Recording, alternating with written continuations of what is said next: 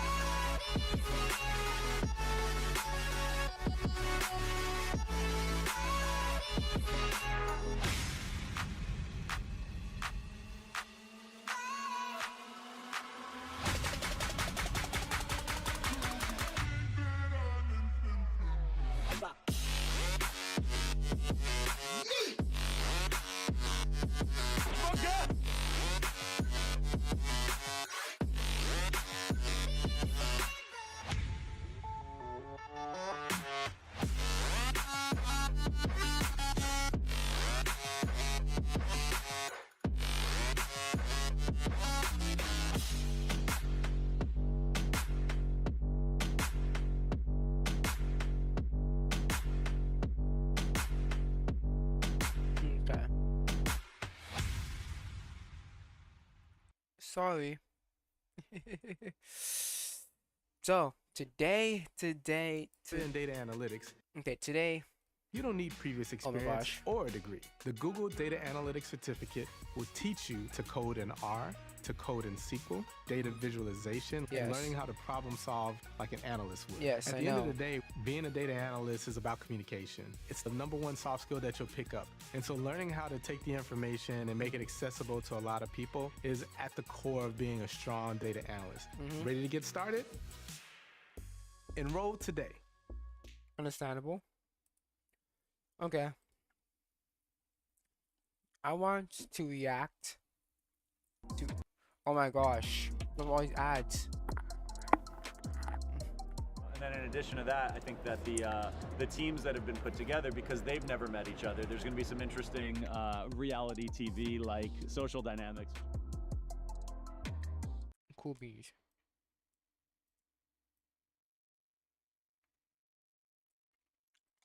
Done with the ads Hi, now? everybody. I'm Okay. So, we're gonna react to this. It is called Two Professional Writers React to Lily Orchard's Simple Writing Tips. This is something that was made back in like 2020, late 2020. Um,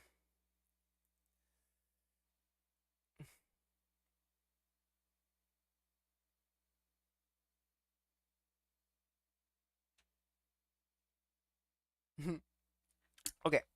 So basically, it's two professional writers are reacting to Lily Orchard's writing tips because apparently, in context, back in 2020, late 2020, Lily Orchard released a thread on Twitter about writing tips, right?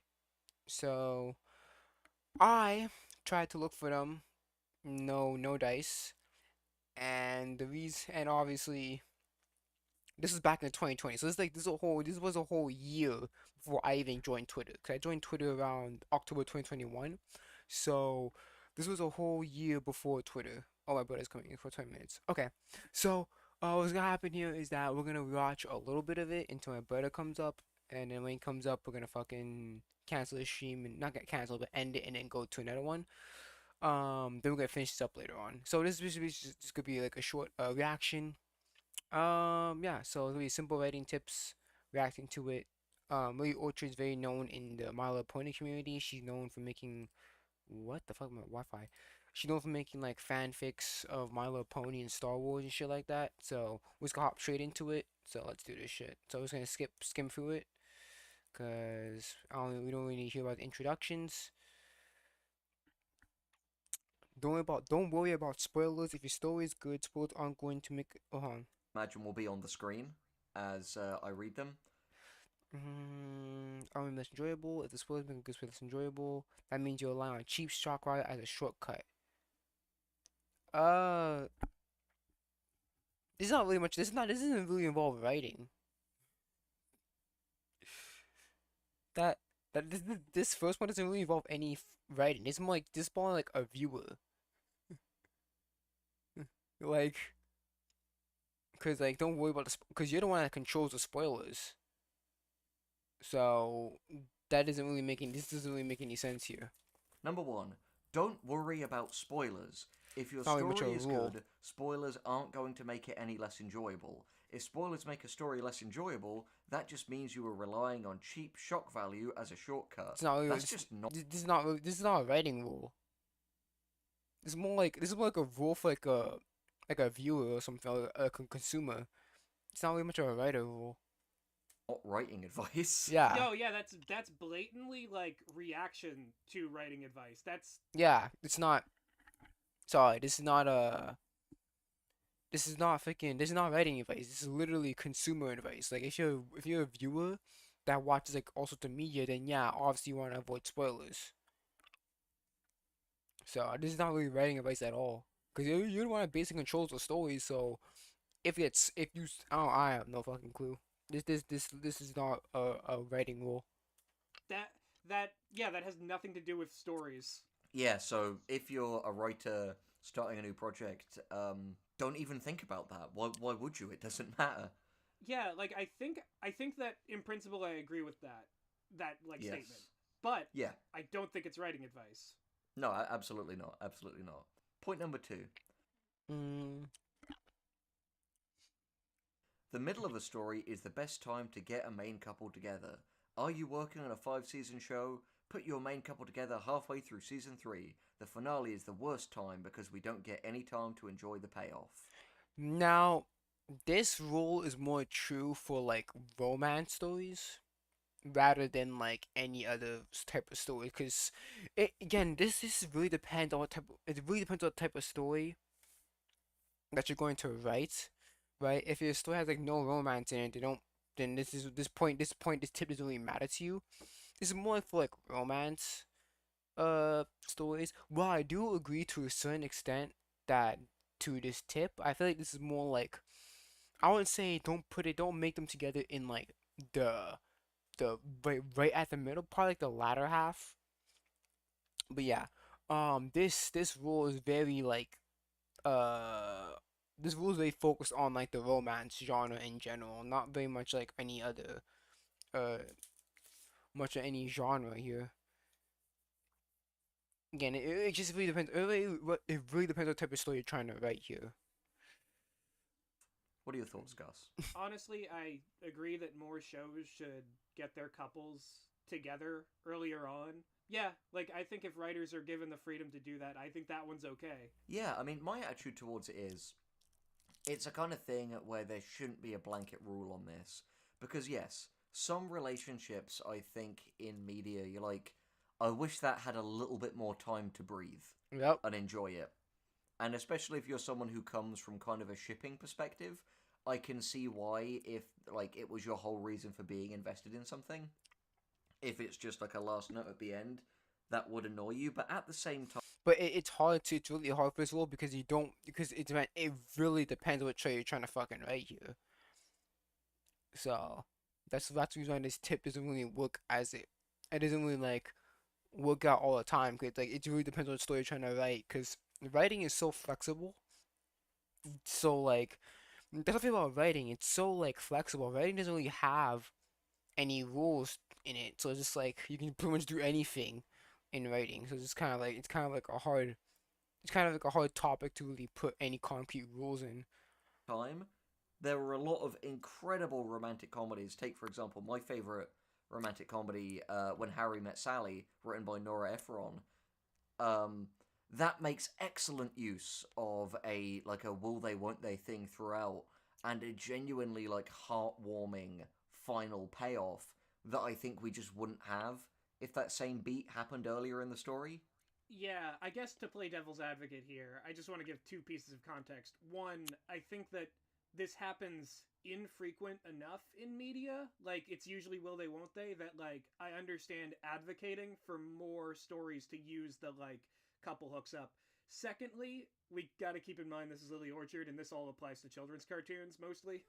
I know, but at the end of the day, it's writing advice, and we need to discuss the larger Yeah, Lily is known for like a lot from like young children media, My Little Pony, all that stuff like that. So implications. Well, yeah. No, the second one is not by any means an excuse. It's a something Context, that is yeah. a clear thing in like one genre may not apply to the whole of writing. no, it can't. This rule does not. This rule cannot apply to all of writing. That's the issue. It's more focused on like a slice of life romance rom-com genre rather than any other genre. This is not really much. It's not really much of a general rule of writing. So it really depends on it really depends on what story you're trying to write. So this rule heavily depends on context. Absolutely. So I think what I'd say is, I think what we'll do throughout this thing, and feel free to cut this in post, is, if need be, we'll give our version of each rating thing at the end of our discussion on it. Oh no, that's a good thing. We're definitely keeping that in because I wanna do that for a few of these. Excellent, because I'm thinking this, make the payoff of your romance the middle part of the story. if that's right for your story. Yeah, I think that's going to be the big caveat for all of this. It's like you Yeah. don't have to. You don't have to. You like writing is very like flexible, and you do Yeah. what suits the thing you're trying to tell. Next one. Number 3 is friends to lovers is better than enemies to lovers every time. Every time? Again, yeah, it's just a needless blanket statement because Okay. That is a blanket statement, but also I could see why she would think this because obviously it makes much more logically it makes much more sense for friends to be the lovers than enemies to into the lovers. But again, it's fiction, so yeah, I can't obviously yeah. So obviously real life logic is not gonna apply to all fiction, right? But what obviously I think obviously this rule is basically a preference, right? And I think the issue is that he says every time, which is just not true because I have read media where friends to lovers are not very good compared to enemies to lovers. You know, I've seen where both of these rules are written poorly and written well. But I think honestly, in my opinion, I think I kind of like enemies to lovers a little bit better because friends to lovers is a pretty easy. It's like compared to enemies to lovers, it's easier, the easier, safer path to make two characters friends turn into lovers rather than enemies come into lovers. Because when your characters are already established as friends, you already have those stepping stones already planned, like laid out, right? You just gotta make sure that they just go into those steps properly. Like you're not because you're basically starting off from like either from square one. Well, not square one. You basically start from like square two or square three, right? You're always starting ahead when the characters are already established as friends, especially when they're established as like long like childhood friends or like best friends. They're already they're already like almost to lovers. You just need have to make they just make that they just need to make that one big leap, right? So that's why, for me personally, I like Admin to Lovers better because they're starting off not even at square one. They're starting off at the negatives. I they don't even like each other. So it's like I think that it's like a pathway. Like the easier, safe path is making two characters friends to lovers, while making the more safer, riskier path and a bigger payoff would be enemies to lovers, right? So again, it all chalks down to execution, but this is more of like a preference rather than rather than a tip itself. the fact is, if someone says, I prefer friends to lovers to enemies to lovers every time, I'm gonna say right now, if you do an enemies to lovers relationship very well, it could be a really big payoff for sure.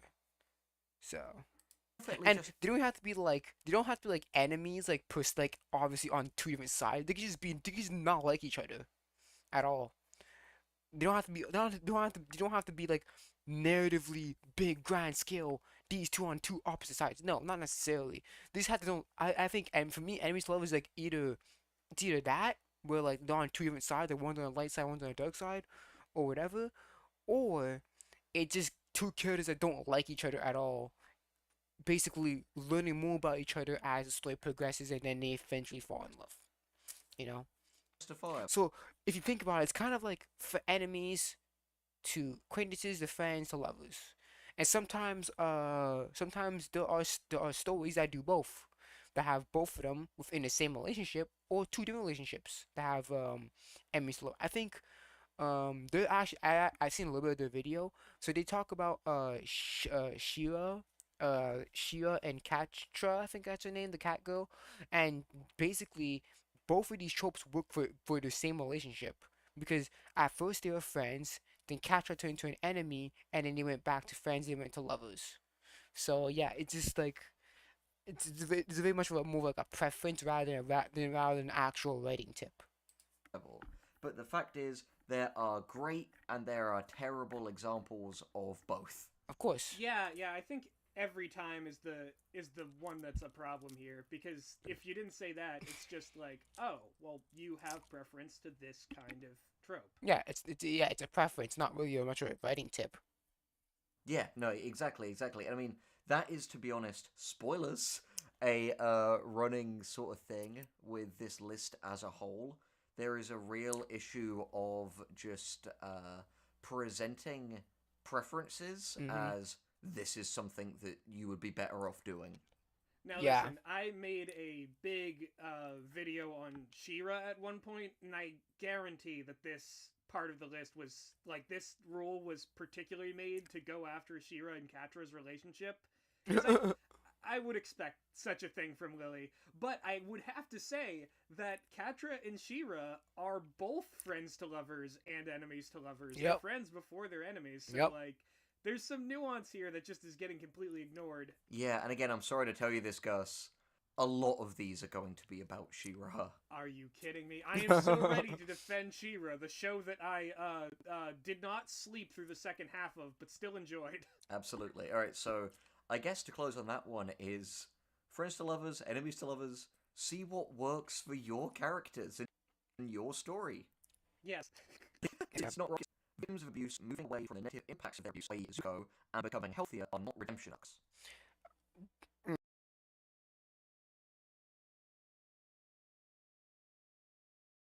Mm.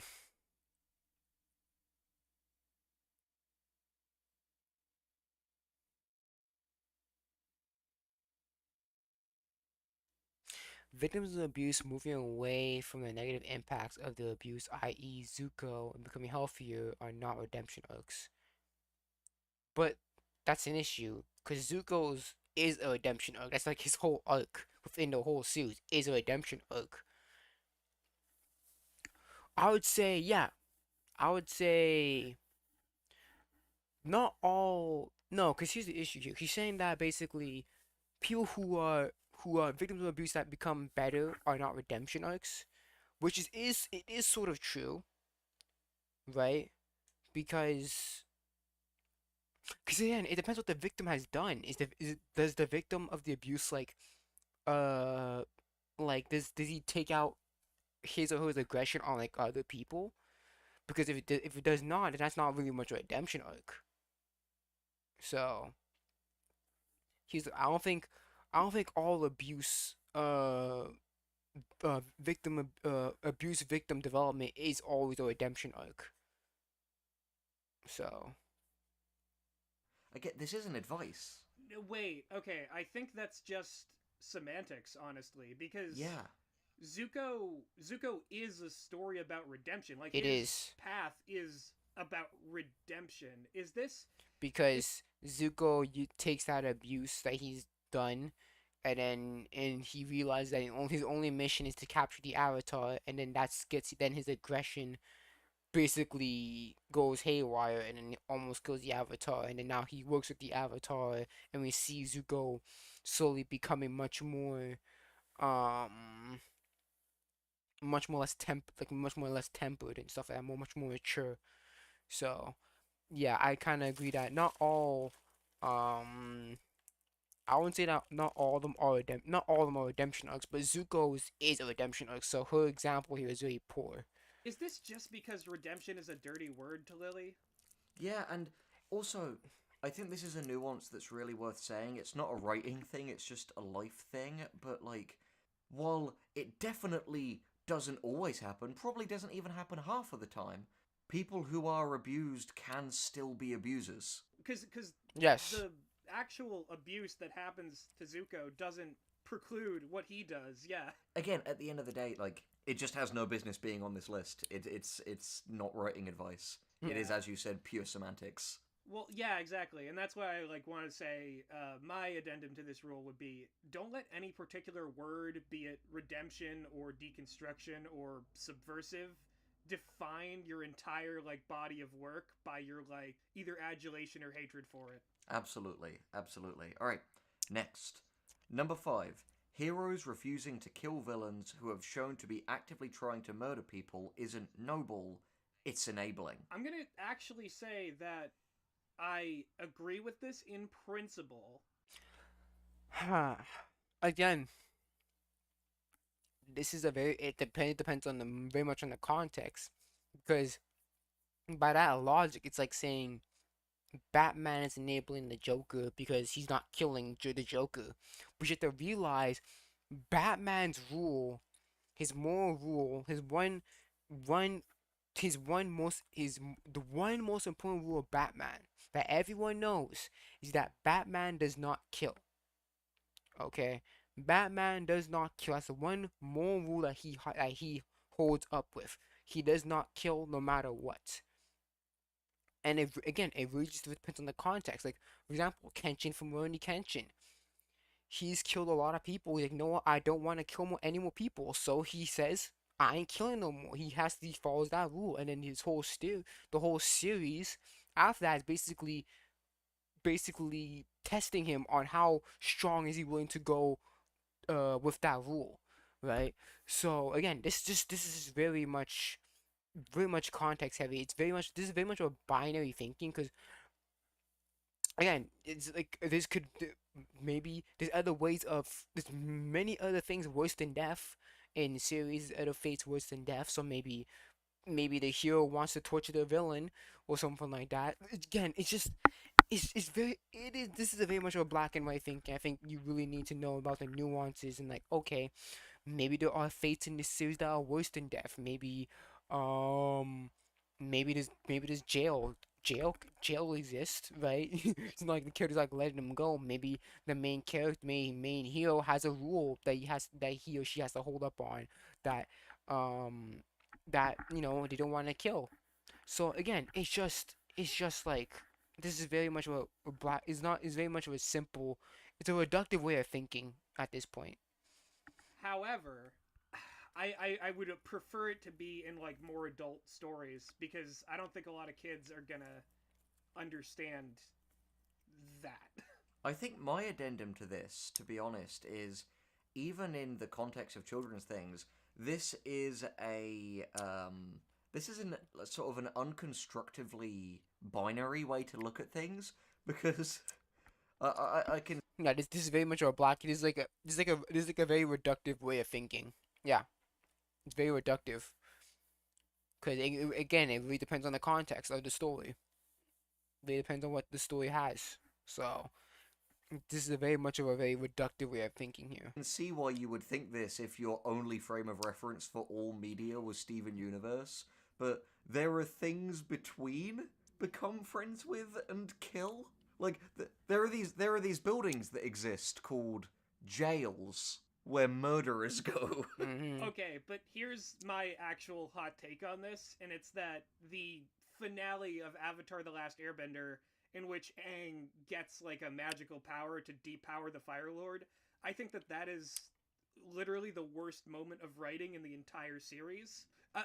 Only topped by the fact that he awakens all of his chakras by getting a random rock jabbed in his back moments ago, instead of rigorous spiritual training. I think there's something to be said in that particular case study of one of the most celebrated shows of all time that, yeah, that was kind of a cop-out ending. However, I don't think this is universal, basically like all of these other tips. This is not universal. This is like something...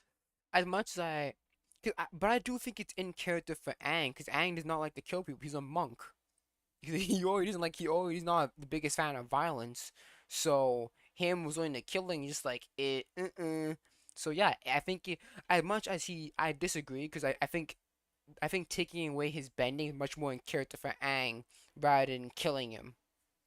It's much more than killing Ozai. So I think him doing the energy bending. I think the energy bending should have been more set up properly. But yeah, I think energy bending. I think taking away his the Ozai's bending is more in line of Aang's character than to kill Ozai. something you'd have to break down piece by piece when it comes to a case study for something. But since Avatar came to my mind, that's where I kind of agree with it. Where it's like there's some shows that could manage to do something a little bit more nuanced rather than just like letting the villain live for the sake of the audience. Yeah, but then again, Ozai, what made Ozai powerful was his mastery in firebending, and now it's taken away from him. So now he's basically he's weak as shit, right? He's in not only is he not only does he lose his bending, he's in prison.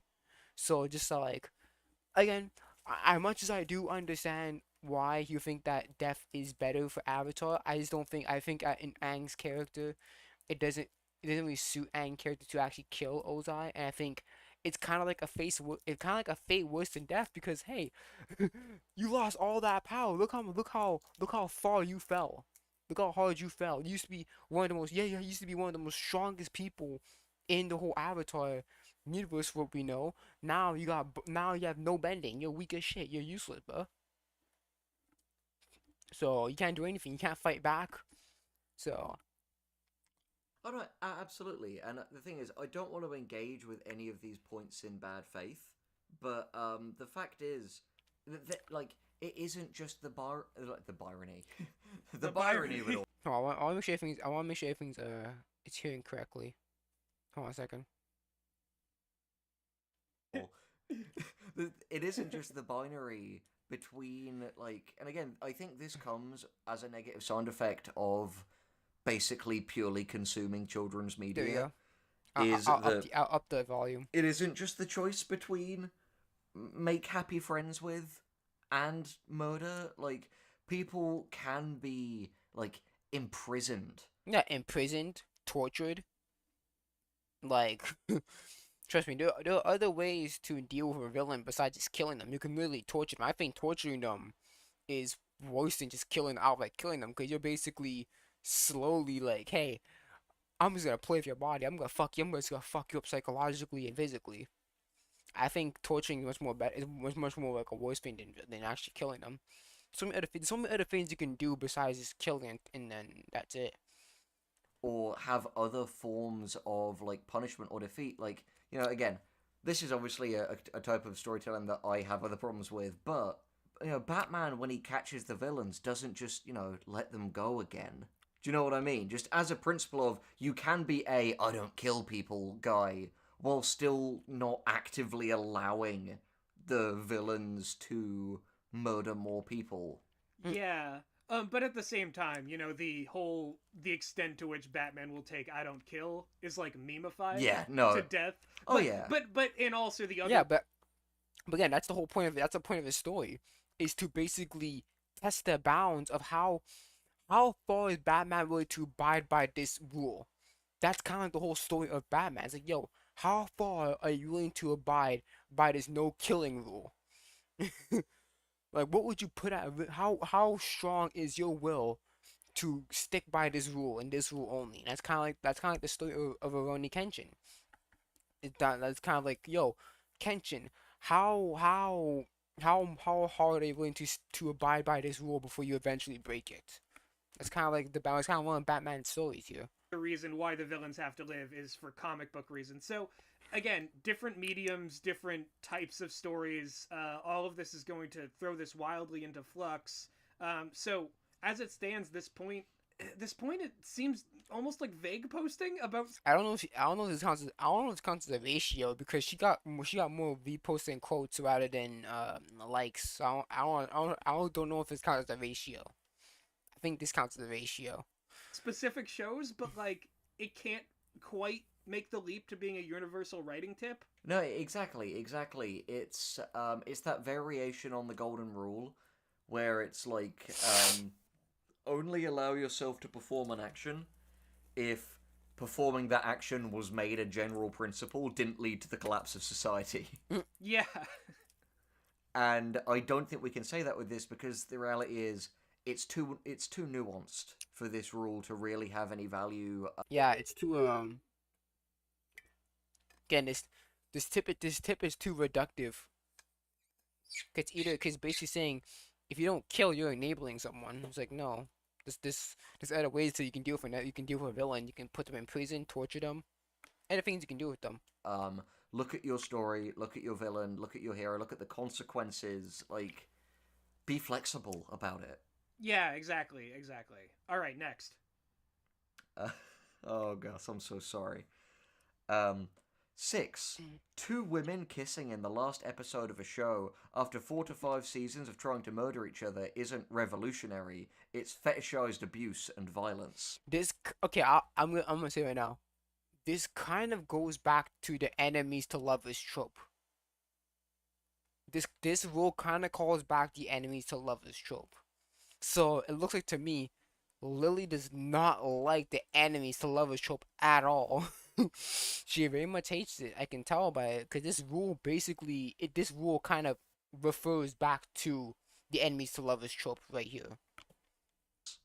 This is just She-Ra. This is just like I didn't like the ending of She-Ra, so Yeah. no show can ever do what it did. Yeah, again, I think it's deeply frustrating that, like, this is framed as writing advice, and it's like, okay, wonderful, I will make sure not to have my two leads kiss at the end of 3 to 5 seasons of them fighting. Did I say vague posting earlier? Because this is just vague posting. Yeah, I mean, the thing is, I think what people need to understand about abuse is that fiction and reality are different things, and there are naturally just different rules and principles. Fiction is heightened to a degree that reality isn't. Mm-hmm. But I feel like what's most important is it becomes abuse if the trying to murder each other continues after they enter the relationship. Yeah, and also I just want to say, and like, I can't believe I have to get deep into this, but the She-Ra and Adora themselves, I can't really talk about She-Ra because I don't know much about it. sure, they like were pitted against each other, but their relationship was no more abusive than, say, Gamora and Nebula from the Marvel films, where it's like there's clearly an authority figure that forced them into this certain situation. And with Gamora and Nebula, they choose to be sisters. With She-Ra and Adora, they choose to like find love and care in each other's arms. And I don't think that there's anything wrong with that, just because of the unfortunate circumstances of their life up until that point. It seems kind of weird to prevent them from finding happiness in any way. Yeah, we need to put a spoiler tag at the start of this video. Lily started. I can't really say anything much about this. It's just like, again, this is not very much.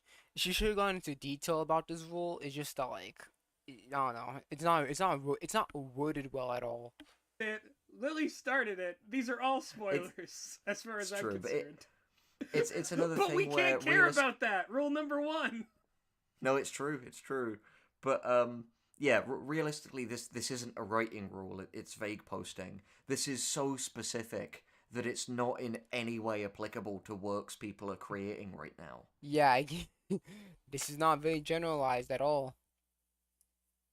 Like, if again, I haven't seen She-Ra, so maybe this happens in She-Ra, but again, I have no fucking clue. Yeah, I think that the other thing is that, like, Korra and Asami not kissing was a big problem to Lily, and then the characters kiss, and it's like, no, don't. Again, Yeah, again, it's like, okay, well, do you want it or not? I did not. Okay, I don't really mind the relationship. It's just that it had poor setup. It had such a poor setup. No, you started games get like at the end, and then you have to go to like the comics to see like how the relationship like works and shit. I'm like, yeah, no. To me, that shit was terrible. I hated the love triangle shit in Korra. One of the worst aspects of the show. needs to be said that, like, if ever it seems like we're engaging on a point like this in bad faith or not going deep enough into it, it's because in some ways elements of this list are quite repetitive. And I know for a fact that stuff like enemies to lovers will come up again later. Yep. Oh, Because this rule legit is referring back to enemies to lovers. no. Oh, no. So Oh, we'll no. get to that when we get to it. Oh, Lord. Number 7. Twitter is not an appropriate place to reveal story details. The appropriate place is in the work itself. That's just common sense. That's just common sense as a writer. Obviously, the story details should be actually in the story itself. Yeah, obviously. That's just common writing sense. Okay, so that is a piece of advice for J.J. Abrams and J.J. Abrams only. If you're J.J. Abrams and you're listening to this, You've been told. No, okay, that's also a place for the Russo brothers and Darren Nefsey and J.K. Rowling and so many other people. I think that I unambiguously agree with this one. Don't put like your lore on Twitter. That's not the story. Don't do Yeah, it's super. It's again. This is just basic. This is basic writing common sense. Like, don't like put the story details in the work itself, not in fucking Twitter or any social media handle. It's stupid. Yeah, this is basic writing common sense. it. Okay, fair enough, fair enough. I was being unnecessarily harsh. You're right. That is a problem. Sorry, Lily. Mea culpa. This is why I'm here, to be the devil today. The devil's advocate. Shall we move to number 8? Yes, I jab you with my pitchfork. Again, this is one that I'm slightly going to engage with in bad faith, but When a character's body count is over 10,000 innocent lives, then that character is no longer redeemable. That is such a weird rule. That's such a hard number. Like, okay, but again, to certain people, the limit is like 1. Again, this is such a hard rule. It's just like, okay, but for some viewers, it could be just 1 innocent life, and that character is unredeemable. It's again, this is a very this is very much like a preference rather than just a rule. only because Or a it's tip. funny. I'm just laying my cards on the table Okay, there. fair enough. When a character's body count is over 10,000 innocent lives, then that character is no longer redeemable. What I love about like this rule is, again, this And she got hard ratio. Look at the fucking quotes compared to the likes. Hard ratio, hard. is engaging in bad faith, but you killed 9,999 people. There's hope for you yet. Oh my god, that's Yeah, again, this is such a weird rule. It's like it's just such a hard number because for some people, it can be as big as like a million, and some people it's like as little as 1. If you kill 1 innocent alive, you're already fucked. Or if you not even kill her, if you torture someone, you're already irredeemable. Again, this is a very much of a. Oh shit, my brother's calling me. Hold on a second.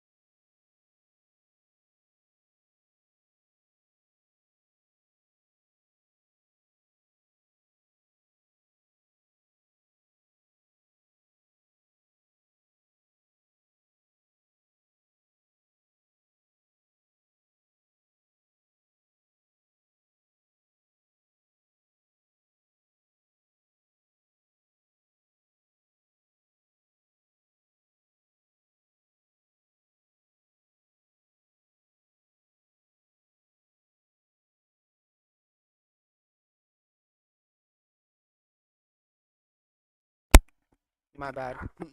My brother was calling me. Anyways, yeah, cause I'm planning on playing Roblox later on tonight. Anyways, yeah, this is very much a weird. It's such a weird tip, cause it's like, oh, if you kill over 10,000 lives, you're irredeemable. I'm like, okay, but that's a very weird rule to say. Because what if it's like indirectly? What if your choice indirectly causes those people to die? Is that character that made the decision is irredeemable? Right? Cause look at for example, I'm gonna use Ruby for example because obviously it's a more recent thing off my head because I'm rewatching it.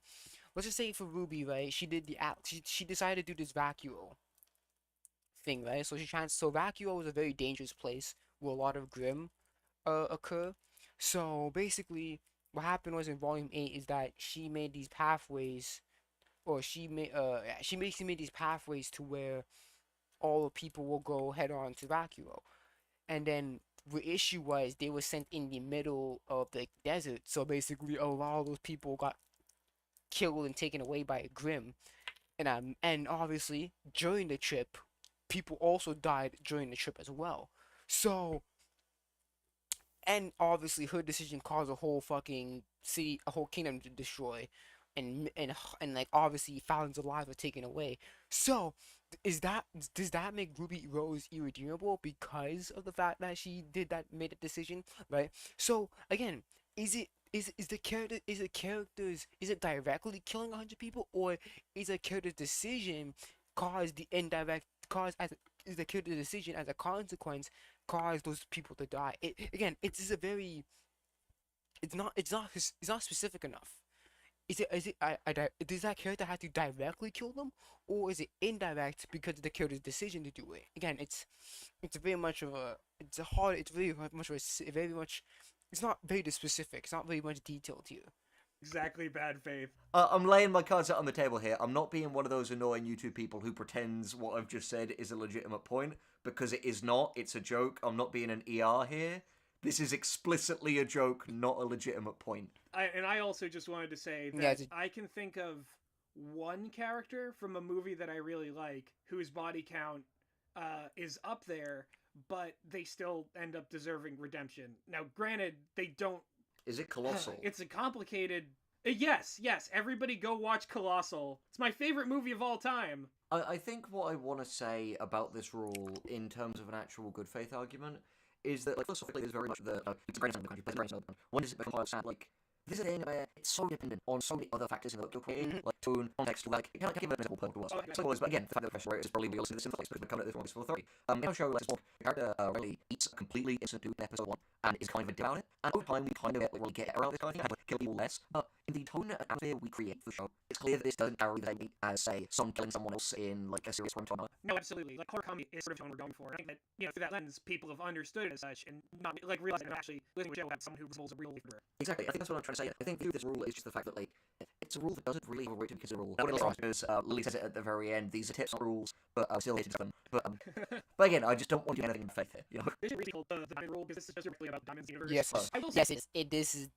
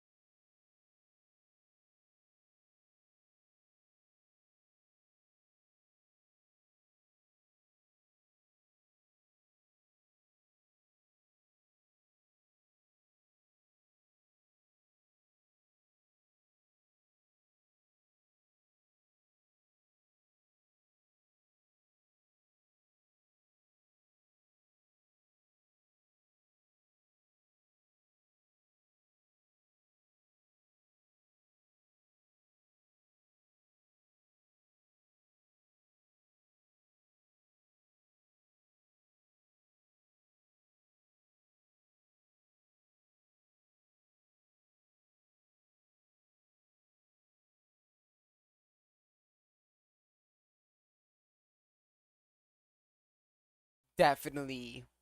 I watched Steven Universe, and this is definitely a reference to Steven Universe. I watched your critique on it as well.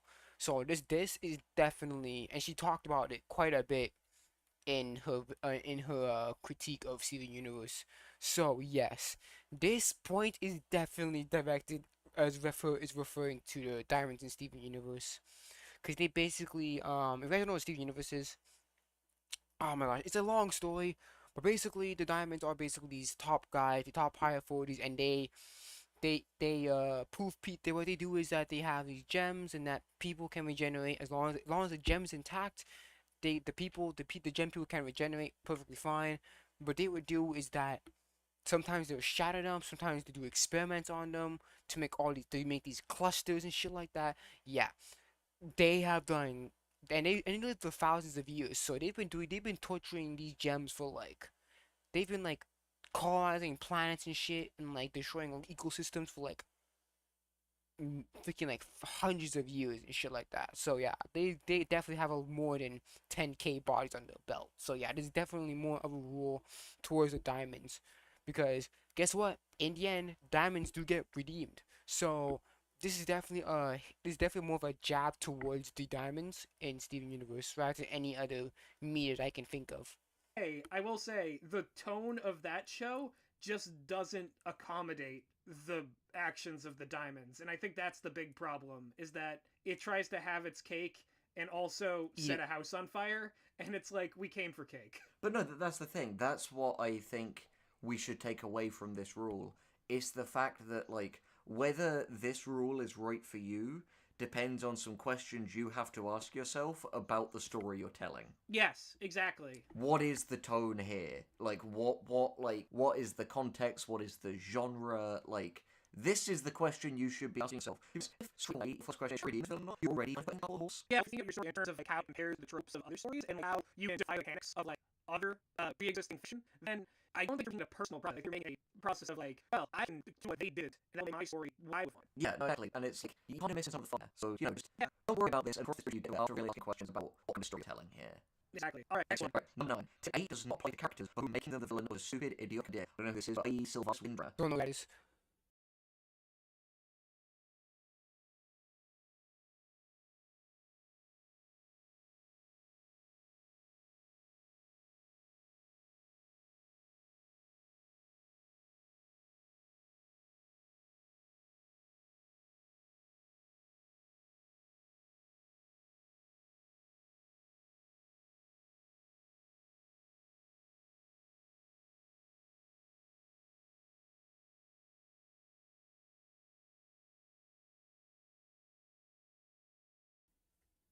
I would. Do I want to even switch to that name?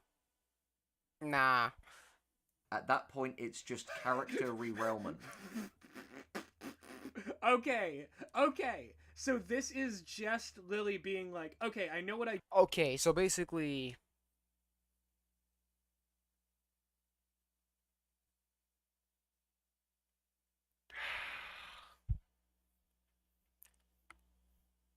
So I guess. Okay, I'm guessing. Tip 8 does not apply to characters who were making them the villain. Was a stupid, more idiotic idea.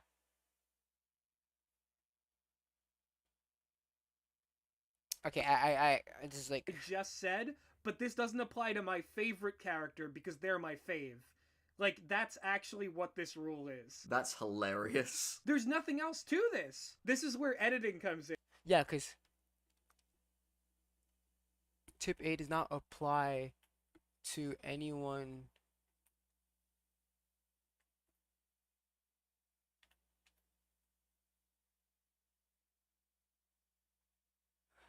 Tip 1 does not apply to them. Yeah, it's basically.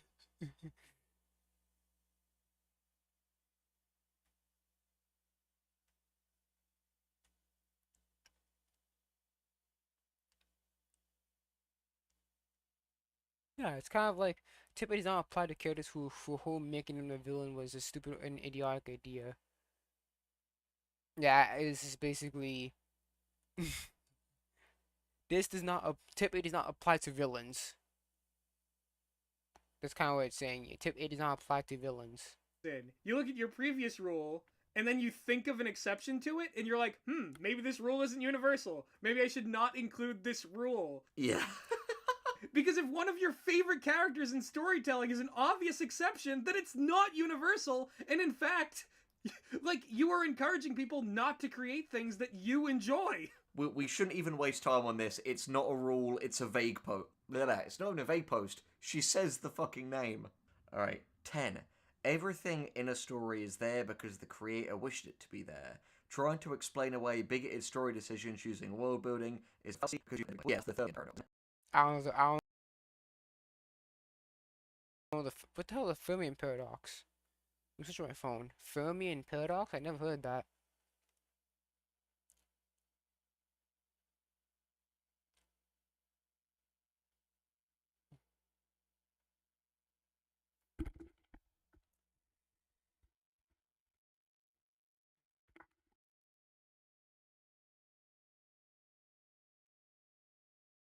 Hold on. A Fermion argument is meant to squash criticism of a piece of a work using text as a defense against a criticism of the text. Therefore, any attempt to justify potentially offensive material within a text in an effort to avoid the offensive nature of the text.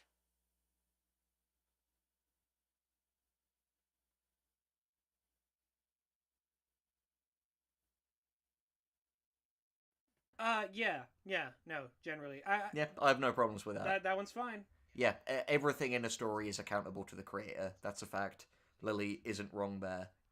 We can apply death of the author. I'm a big proponent of it, but I think that when it comes down to it, death of the author doesn't excuse bigoted content in a work, because even without the creator's influence, you can still clearly see it if it's there. The thing is, death of the author is ultimately, I would argue, intended for thematic analysis. Whereas things like these specific narrative choices, in a sense, I mean, nothing like sort of like a structural analysis. For example, having like characters basically a racial stereotype, you found something justify it. That's what you. Yeah, well, that's right. Like, it's clearly in there. It's kind of like a rule that I agree with, where it's like, you can have this like this woman who's like a sniper, just completely naked all the time for no reason, and she acts all dirty, but like the reason behind it is because you're seeing with like she fur off if she was. Yes. But It's because you breathe through her skin, right? That's metal so the explanation, like, even if you take that out, the outside explanation, it's still kind of like gross and like different. So like, I think like when it comes down to it, you don't hold creator directly accountable, but you definitely have to hold the work accountable because big exists. Yes, absolutely. So, yeah, we'll agree with one.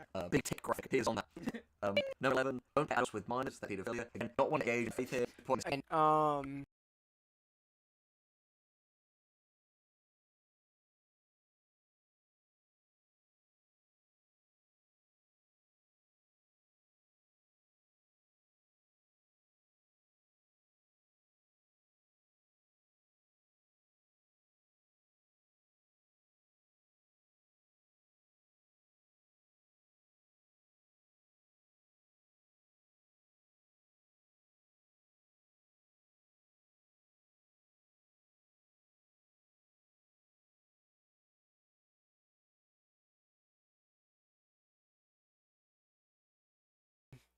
again, be more specific. What do you mean? Do you mean romantic? Obviously, at this point, I'm pretty sure really means romantically. This is the only way I can really see this rule even this tip even applying, because because again, is it like a student mentor? It could be like that, or it could be like a family friend and a family friend and a character. Again, the only way I can see this tip working if it's romantically, or sexually. That's the only way I can see this working if it's that way. That's the only context I can really get from this sentence. so I feel like it needs to be clarified. Don't pair adults romantically or sexually. Yes, she should have wrote something like that, romantically or sexually. Because I don't think pairing minors or adults in general is not inherently bad. Like if it could be again student mentor, family friend, and maybe parent and child, family friend, and the main character, uncle, nephew. Again, this is not, again, if it's romantically or sexually, yes, this tip does apply. With like that's pedophilia, but like if you have something, for example, where it's like a more like father or mother figure or like an avuncular Yeah, type dynamic, like that's legal, like guardian, again, guardian, parents, family, something like student or mentor. Yeah, this rule does not apply to them. Again, again, she should have wrote romantically or sexually. That's the only way. This is again, this is very generalized. fine.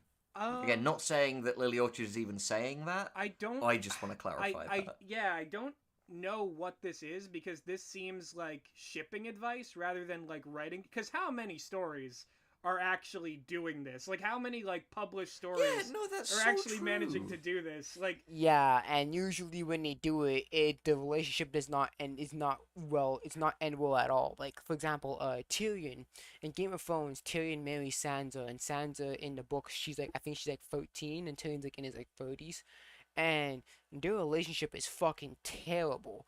They don't talk to each other. They don't even look at each other. They barely even spoke with each other, right? So, again, that typically it's either again it's terrible and it just doesn't end up well. So this just seems like a hey, don't do these toxic ships. yeah, this is more again really is a shipper. So this is more like shipping advice rather than actual. It's more shipping advice than writing advice, because again, if it's romantic, if you're talking about don't pair adults or minors romantically or sexually, this tip does apply, but anything else, no.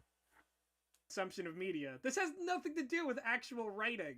No, you're completely right, because I don't think there has been anything, with the exception of things like Lolita, where the main focus is, hey, isn't it fucked up he's doing this? Yeah. The only thing that I can imagine Lily Orchard is gesturing at here is like, hey, Japan, knock it off. But I don't think Lily Orchard's interested in anime, so I don't know like what this is for, really. Wait for it. Rule 12. Don't sexualize teenage characters. Yeah, this is definitely a jab at Japan. This is definitely jab at anime and manga for sure. That's fair enough. Yeah, But but again, this isn't a but in terms of an exception to the rule for the writers out there. Yes, don't sexualize teenage characters, but I feel like it needs to be said, and we won't go into this in detail. Lily Orchard herself hasn't always stuck to this rule in certain My Little Pony fanfics. I also just want to say, Ooh. this is gonna sound really stupid, but I just want everyone to look up Ichigo Kurosaki from Bleach and look at the way that this man looks. This like Nordic supermodel who's apparently a 15-year-old Japanese teenager. Yeah, then you have Chad. Chad's like freaking like 15, 16, but he looks like a freaking. This man's fucking looks like a grown adult. Yeah, anime tends to do that quite a bit.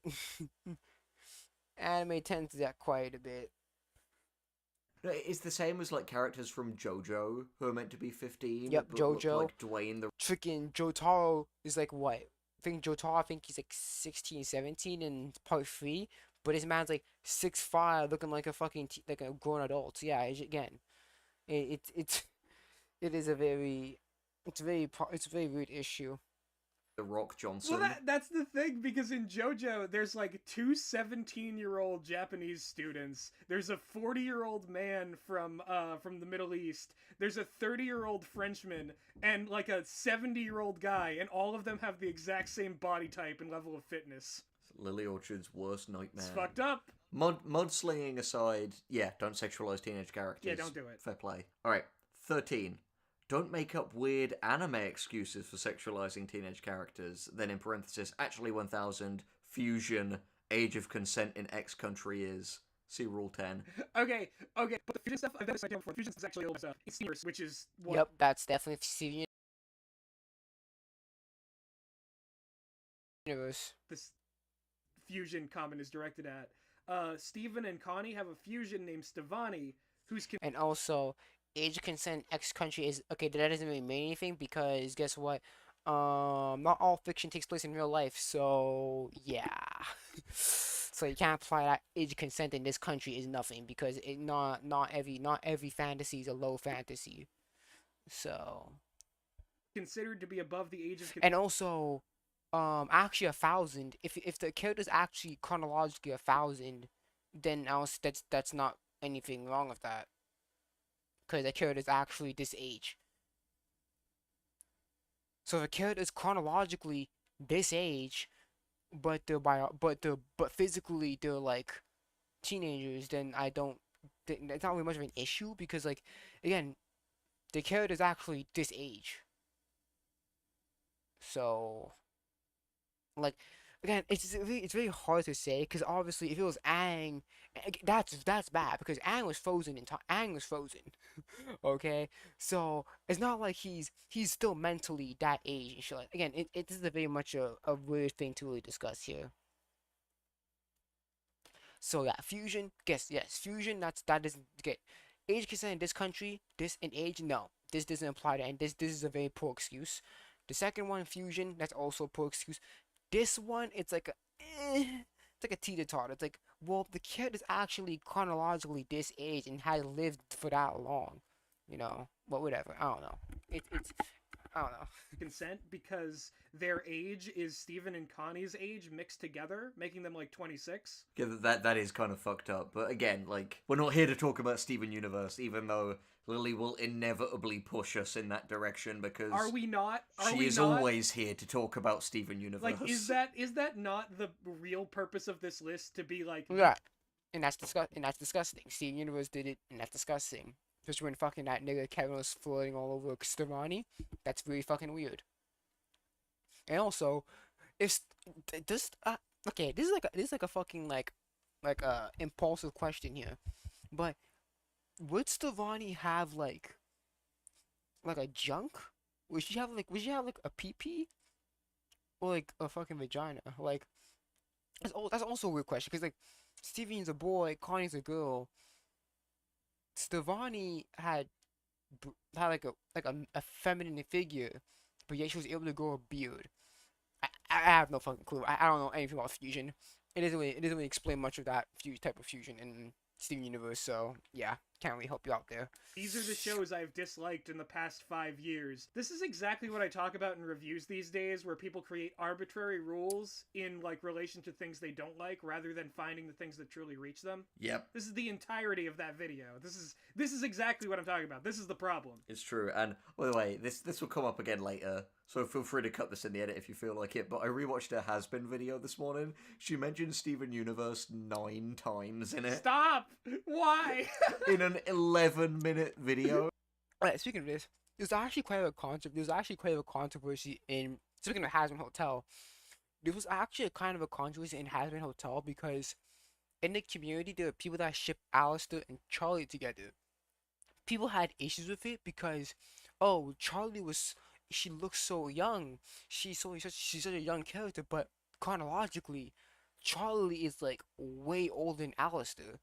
It's just that Alistair just looks older and acts older than Charlie. So again, it's a very the first excuse, the actually 1,000 excuse, is very much a slippery slope because it really depends. Because for Aang it's understandable because Aang was frozen for 100 years, so he's still 12. Like obviously chronologically, yeah, he's 112, but mentally and physically he's still 12. But again, I think the first excuse is a slippery slope. The second and third excuse are they're just don't use them. Don't use them, because the third one is basically that's only correlating for like a low fantasy or something like that.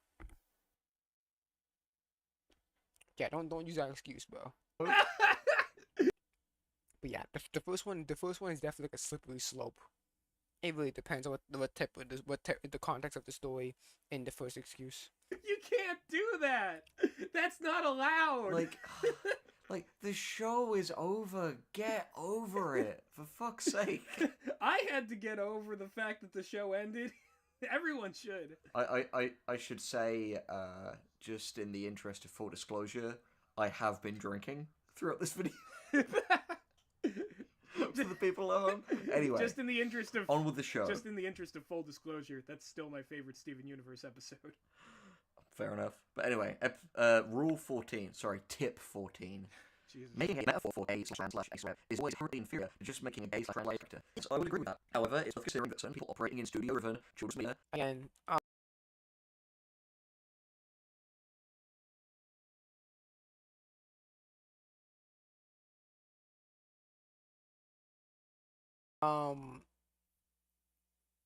I think this really depends, because if you're doing like an adult media, I think it's better to have hints towards it rather than actually outright state it, because at that point you're basically assuming that your audience is dumb, and people do not like to have the intelligence tested, you know, like people don't want to think that they're dumb. So I think that I don't think it's not it's not inherently inferior to use metaphors or to use subtlety to infer that a character is gay or trans or whatever, right? For example, if a character is gay, why not use like actions or dialogue tags or thoughts to display that character's sexuality instead of saying I'm outright this? You know, I think there's subtle ways to make a character like trans or gay or something like that. So I don't think using metaphors is inherently bad, because if it's for an adult media or like young adult media, obviously they don't want it spoon fed to them. So most of them don't want it spoon fed to them, because it just feels heavy handed, you know. So yeah. Have restrictions imposed on them. Yes, but at the same time, following those restrictions makes you cucked. But again, like, if you don't follow those descriptions, they'll just tell you to rewrite it. Okay, so the real issue is capitalism ruin writing. Yeah, I mean, yes, I would agree with that 100. Hold on a second, my brother's calling me again.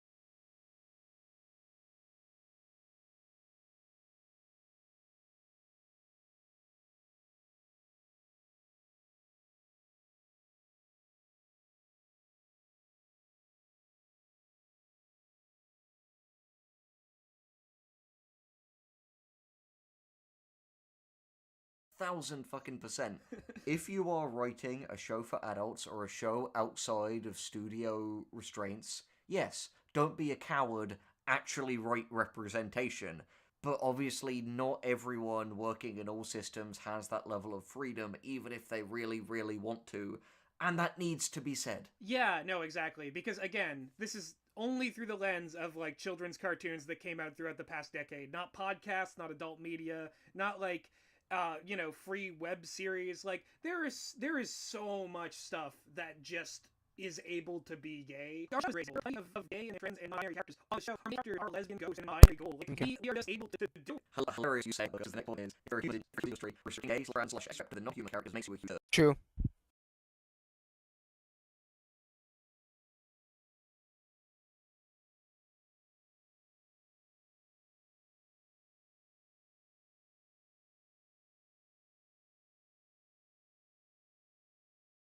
I agree with this.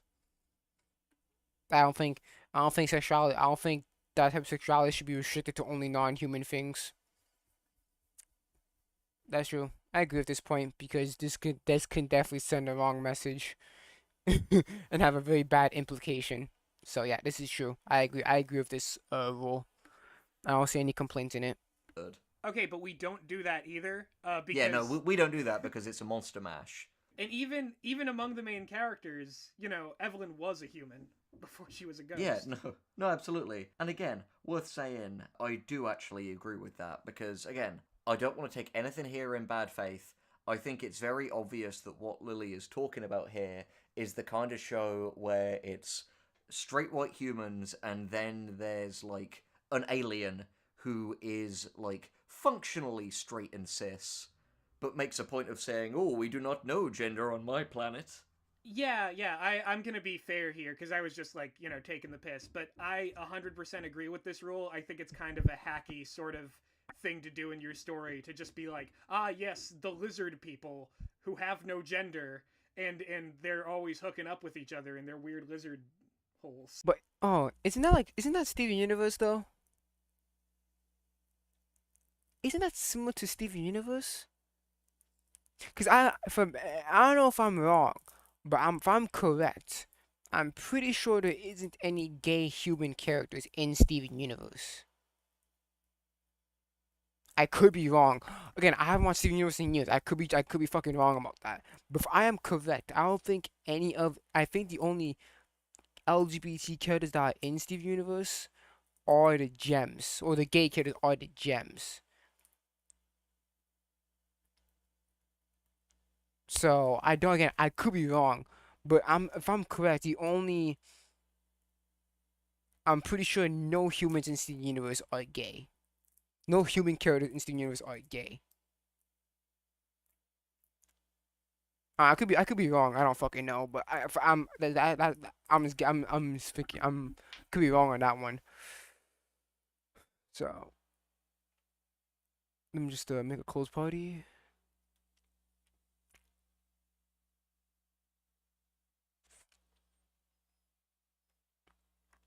So I don't know if she's calling Rebecca Sugar or some shit like that, but if I'm correct, I'm pretty sure this is jobbing at Steven Universe again.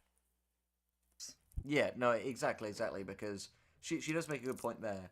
If you're not spreading the rep around, it does inherently make those traits seem alien, which they're not, because they're a hell of a lot more common than most mainstream media, most of the lamestream media would give them credit for. Spread that rep! Spread that rep! Spread it like a fine relish. Anyway, so we agree with that one. Rule 16. If the only gay man in your work is a foppish diva, you're a huge turd. I think that, there shouldn't be just the one gay character. Yeah, and he shouldn't be a flamboyant stereotype. Yeah, I think it's okay to have one character that is foppish, but you don't have to make them gay. That's important. You don't have to make a foppish dandy character gay. They could be, like, one of those old-fashioned, like, oh, if only I could marry a beautiful woman. Yeah, no, to be completely honest with you, this is a slight sidetrack, but, like, the most, like, dandy-ish image... Again. Oh god, I don't think I can hear that shit. It's fucking Roblox. It's Roblox going crazy. Yeah, I agree with this rule. It's just stereotyping.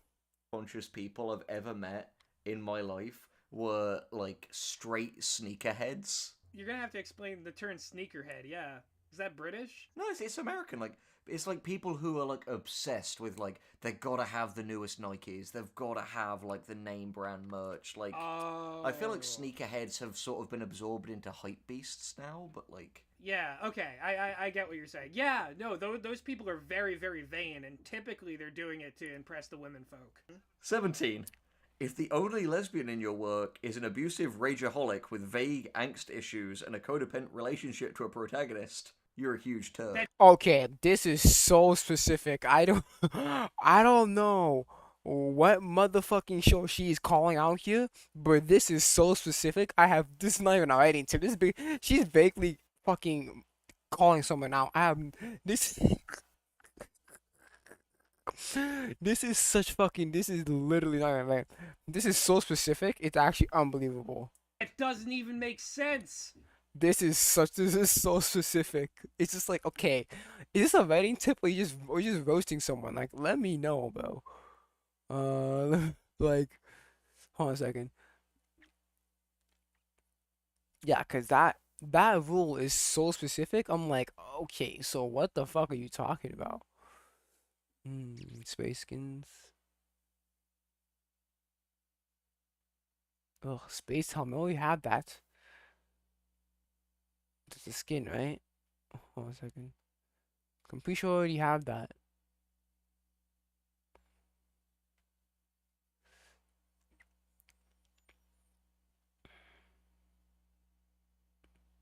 Yeah, I already have that. I fucking two of them.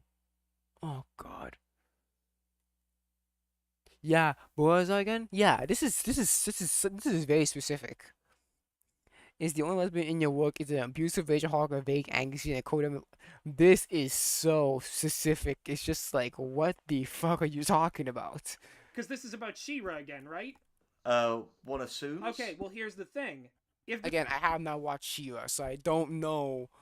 I don't know what this is even referring to. Cause this rule's crazy. this is about She-Ra, then Catra's not the only lesbian in the story, because clearly Adora also likes women. I think what's really frustrating is that, like, you say that you think that's a vague against Catra in She-Ra, but ironically, it so much better describes Vaggie from Hazbin Hotel. Oh my god! What a show! A character she show loves. that- yeah, a show. Oh yeah, this is Baggy. Yeah, this is a jab at Baggy too, because the pilot came out back in like 2020. It's only recently that they had the new season, so like this is also could be a jab at Baggy from Hazbin The Hotel as character well. she loves. And it retroactively, funny that it retroactively kind of does that as well. It's fucking jokes. Oh my god, what? You're so right. That is literally what. And if you can say that there's some depth to Vaggie's character that makes her not this trope, spoiler alert, you can't, because all we have of the show shows her as this exact trope. Rule 18? If your only non-binary character is a non-human shapeshifter, you're a huge turd. Okay, dude, this is the same rule from Rule 16. This is the exact same rule from fucking Rule 16, bro. What the this okay, what is this, man? Like, bruh. That's like, what the fuck? Like, what the fuck is this rule? This could really be the same rule as fucking. I'm done, bro. This is so specific. This rule is so specific to some show. What the fuck is this? Again, it's about She-Ra. This is She-Ra? Does She-Ra have this? I don't fucking know. I haven't never watched She-Ra. Do I have to watch She-Ra before I even watch a writing a fucking device? What the fuck is this? I can't help but laugh because Riley is a non-binary shapeshifter, but they're like one of the most nuanced characters in the series because they're one of the main characters. Yeah, and as well, Riley isn't our only non-binary character. There were a whole bunch throughout the show. And again, exactly like we're saying about the lesbian. This is legit rule 16. This is literally tip 16 right here. Like, why? Why you need to add this? You already get it. Non-human, yes, non-human in the fucking rule 16. This is the same rule here. Rule. The solution is have multiple characters with these different nuances of identity and make them all different people. Boom. Problem solved. But again, let's be honest, this was a dig against Double Trouble from She-Ra. Yeah, how much of this list is just I didn't like She-Ra very much, but I'm not doing a video on it? The fact is, just have more than one non-binary character. Make sure, like, some of them are human, if you're doing, like, a mixed thing like we are with Less is Morgue. But just, don't write stereotypes. Don't do it. Number 19. If your only autistic character is an ethically... Christ, is this another jab? This better not be another jab at She-Ra. This better not be another jab at She-Ra.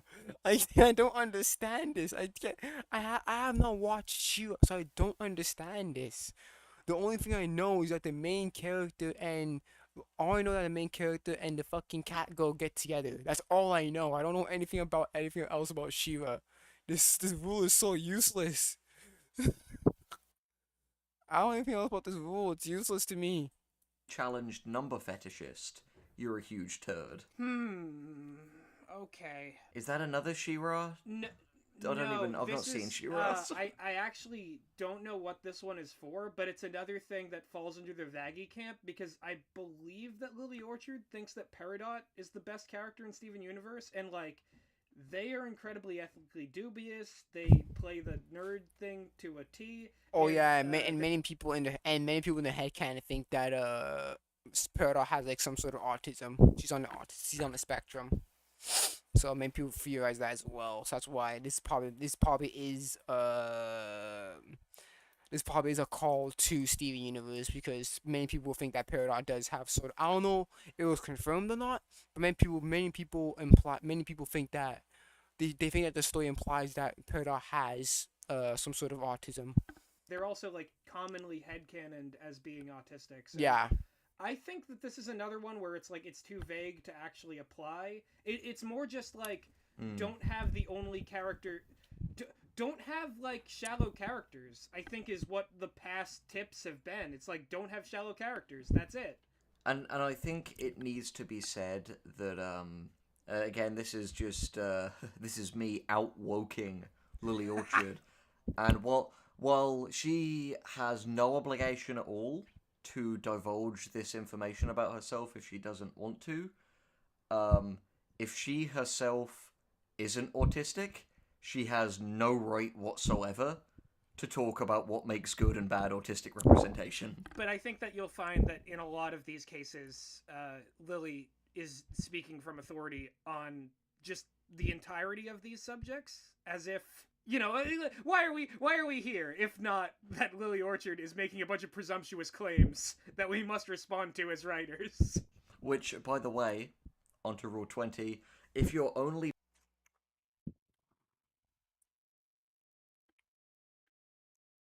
If your only black character is a volatile, hyper angry brute, you're a huge turd. If you're only black woman in your cast building any screen time set for the beast fetish outfits rule 20, you're a huge turd. Oh my goodness, but what am I watching?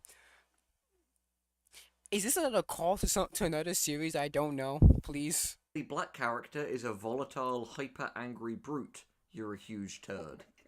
Oh my god, these are Again, don't do stereotypes. Flesh out your Yes, legit. It's literally saying don't do stereotypes. Just make that a rule instead of wasting freaking like 5 tweets doing this, bro. Like, oh my gosh. characters. Like, What's the next one? Make sure your Asian kid doesn't like cats and dogs. Like, come on, man. Like, this is such an obvious rule. who does this anymore? Yeah, like, again, like, don't get me wrong. Anyone who does this is either doing it out of like malice or doing it out of a joke. Like, they like this is like no one actually does this anymore. Like, what the fuck? People do, but, like, if you're doing this already, like, I'd know to what extent any advice is gonna save you. Yeah, like I don't know who this is for, because a lot of these statements wouldn't apply to, because these would not fly in mainstream studios anymore, because We'll get called out for well, this. not only will get called out for this, we'll lose money, which is always the motive with these big companies. If we don't cast black actors, if we don't make black movies, we're gonna lose money. And the same applies to like a lot of other demographics, because well, okay, I don't want to get too deep into the rabbit hole of box office and all that, but I think that we deserve more Asian-led fantasy movies that aren't fucking Mulan. Yep, very true. Also, worth saying again, if you're not black, you don't get to say that. All right, so what? Yeah, and Lily ain't black, so she can't say this. I know for I've seen I saw a picture where she looks like in real life IRL.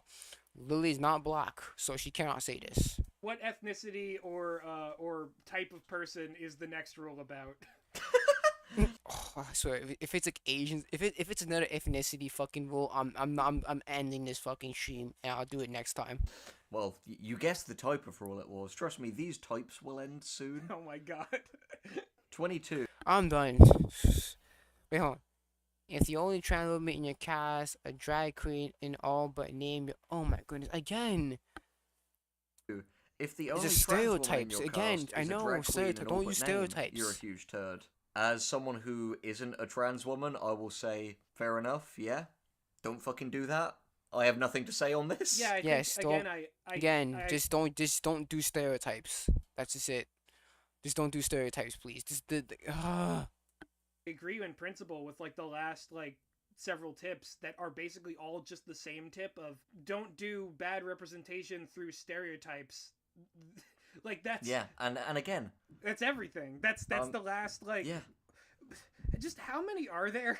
Because I feel like these could be boiled down to just like 50 tips. No, at most. these last few could have just been, don't do racial, ethnic, gender, or like neurodivergent stereotypes. Yeah, literally, just Because again, we're practicing what we preach. Neither of us are trans women, so we're staying in our lane it's true. and moving on. Yep. If you force a woman to kiss her, If you force a woman to kiss her abuser, you're a huge turd.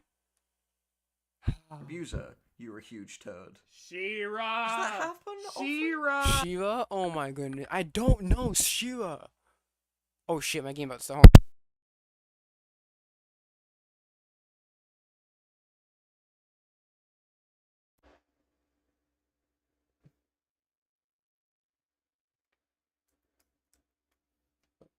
Okay, hold on a second. In the middle of a game out here. I'm gonna say it right here. Oh my goodness. What happened?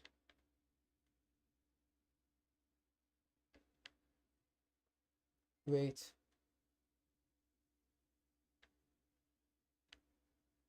Hold on a second.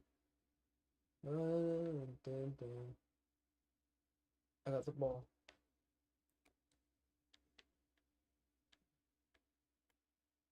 Yeah, let's go. Nice one.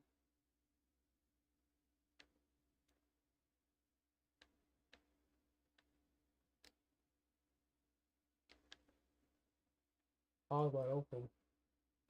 Well, thank you. Oh shit, mediocre. Thick.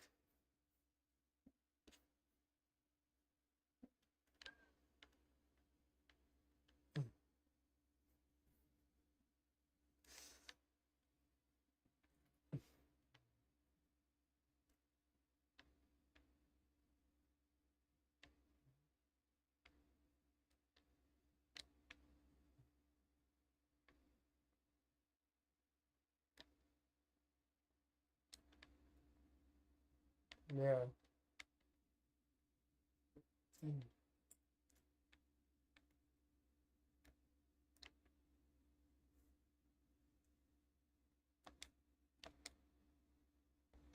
Go wide open. There we go.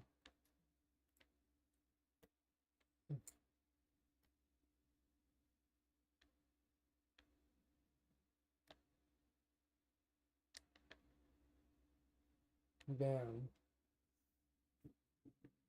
Oh, easy.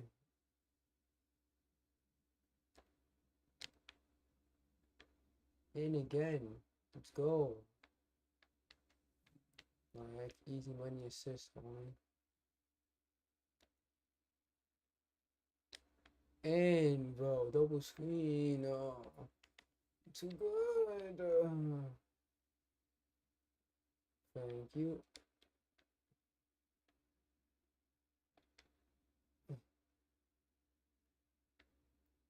Hey, this is it's too good. It's just too good.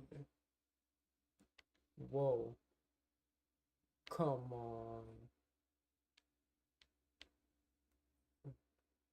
You might kill it now. No way.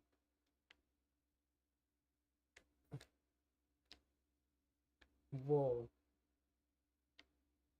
Got it. Shoot it. End it. There you go. I seem to come back. Alright, I guess we can wait until then. Oh, it's my oh. You already back?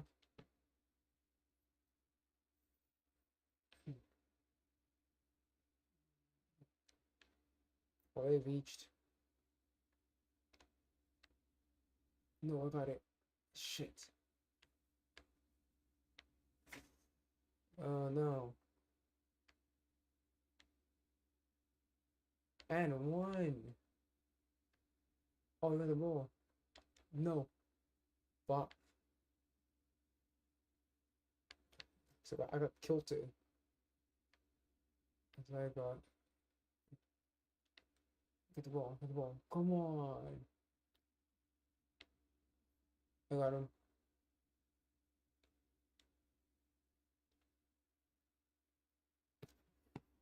Got black hole. Wow, that was whipping. Damn, you cooking. Whoa. Got it.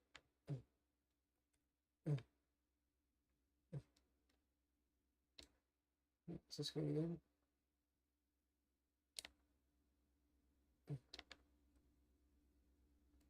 Thank you. Mid range.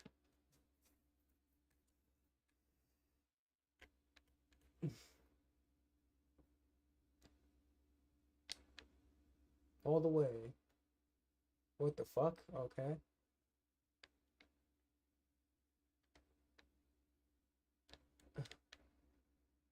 Okay. Who's our fucking? That's crazy. Yeah. Dog. Thank you. Shit.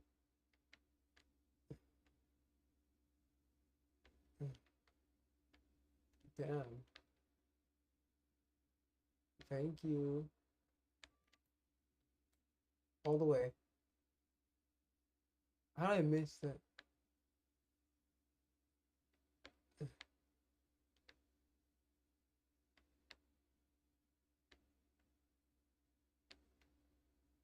Damn.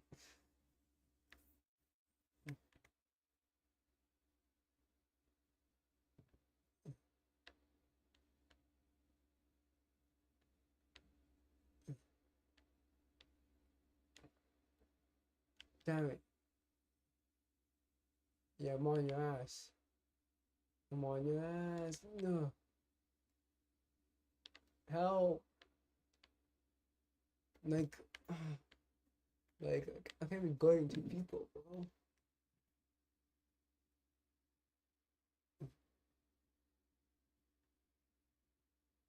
I got it. And fucking do it, homie. Fucking cook like that. Perfect.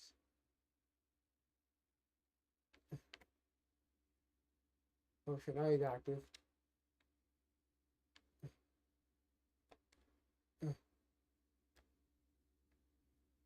Hey, no. There you go.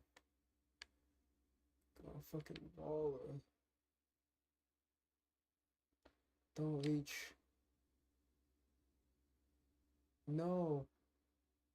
No. No! Pass. I got it. Yes! Man, I can shoot a midi. Oh. Bro, it's game over, bro. He gave up. Double team. No mercy. Yep. No way. Stupid. That's stupid. He ran. Fine. Don't need to. Wide open. Let me cook. Oh no.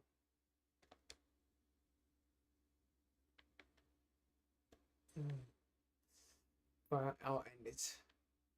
I'll shoot a free LeBron James style. There you go. Ejection.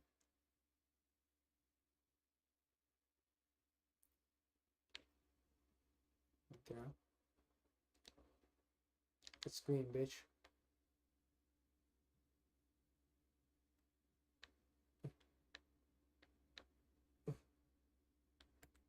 In many. The darkness surrounds the ball. Oh. Oh.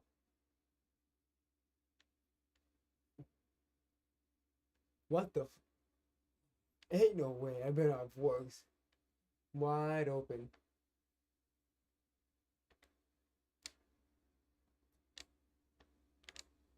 I have no clue what happened. In. Fucking green and white, bro. You're a fucking boss, homie. You missed. You actually got that, and that's fucking lucky.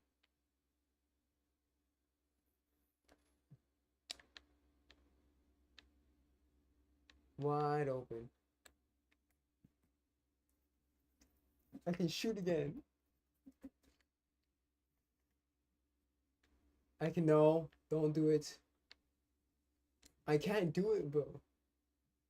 I don't know. I don't know the timing like Roblox, bro. Like it's useless to doing that.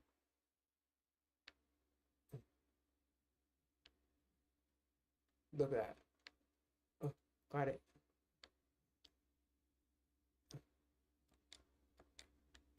Putting. Hey, let's go.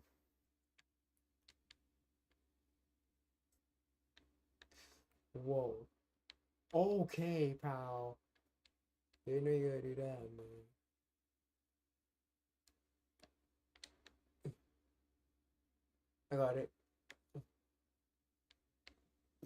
No, I can get the rebound, you know, like it's not that hard, you know what I'm saying?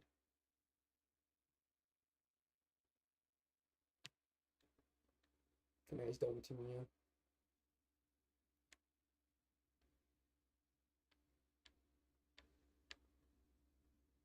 And one.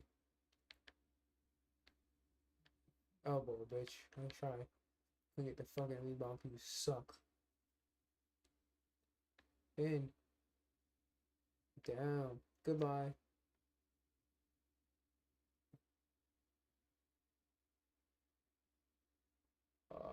I'm going to. Okay. I'm going to another guy pops in. Alright. Just did a little delay. I think I'm gonna end the stream for now. I think it's better to end the stream for now because I don't think I can do back and forth like this. But let's try it. Again, it's She-Ra. Oh my god. Again, I haven't watched Sheila, so I don't understand this. I don't understand this, bro. I don't understand it. I don't know what else this could be because I don't remember the scene in Legend of Korra where Korra just went up to Zahir and Zahir was like, "Shall we share a mouth kiss after I crippled you with poison?" And then they did. I don't remember that. Did that happen? No. Did Steven No, it didn't happen in She-Ra. It didn't happen in Steven Universe. This can no sorry. Let me correct myself. It didn't happen in Korra, and it didn't happen in Steven Universe. This has to be a reference to She-Ra. This has to be, because I've watched Korra and I've watched Steven Universe, and it never happened in in none of those shows. So I'm like drooling right now. Hold on a second. Let me get water. Yeah. So I was like, yeah. It can't be Steven Universe and it can't be Korra because it happened in neither of those shows. This has to be a reference to She-Ra. It has to be. Steven kiss the diamonds? Did Nope. Steven kiss Blue Diamond? Nope. Did he kiss Blue Diamond before I could? I mean, Stephen kissing the diamonds would contradict other rules. yeah, exactly. I just, how much has this happened? I need receipts. I need examples. Critique specific things and why they were bad. This has to doesn't be She-Ra. I can't. This does not happen in Steven nor Korra. work in a vacuum. Yeah, these aren't writing rules because the fact is, it wouldn't like who's sitting here thinking, can't wait for my great abuser kissing scene. Really looking forward to writing that one. And the thing is, I think you can have a character kiss an abuser before they realize they're an abuser, or as part of like a story where they get out of the abuse. There's a lot of different ways that this could happen without you being a bad person. There's more nuance here than Just we can goes to give it show credit. these hard and fast rules don't make sense. Oh my god. These aren't writing tips. These are wronging tips. Okay, next one. So I was eating a piece of sandwich. Anyway, 24. If you sideline every... Bro, I don't. This rule. These are so specific. These. Okay.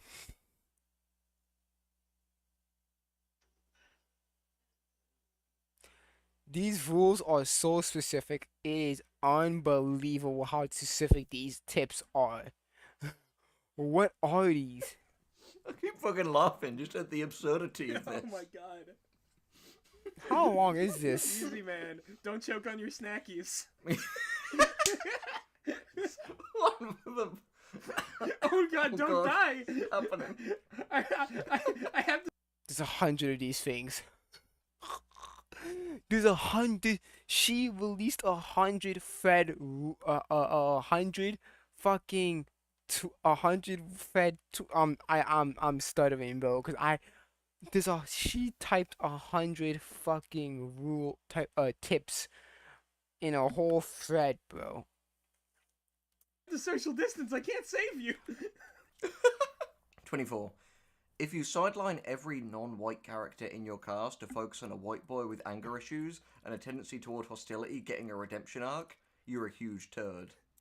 I mean, this does happen. Oh, I'll yeah. admit, this does actually happen a fair bit, so I agree. don't do that. See, I agree with this. I think that this rule should be like recalled and instead called the Jean principle. And what the Jean principle is if you have a cast of interesting characters that your show's premise is it's ostensibly about them, don't add a milquetoast white boy protagonist whose story arc is about how they need to prove themselves that they can fulfill the Joseph Campbell hero myth. This could be the John principle or Hold on, I'm back again. Uh-oh.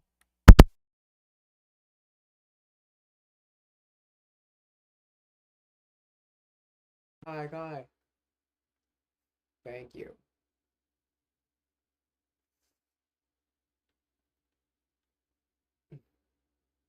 Got it.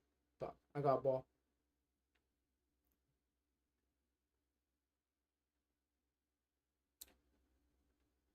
What? I was playing defense. Fuck you mean, bro? I was like Patrick Beverly, bro. Like, what?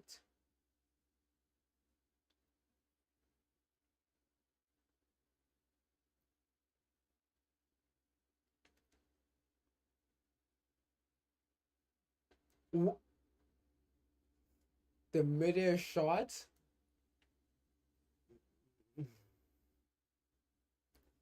If I want to fucking know. It's the midair shot, bro.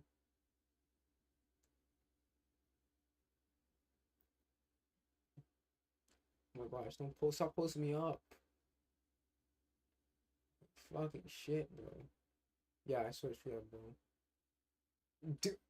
Damn. Are you playing defense, bro? Like,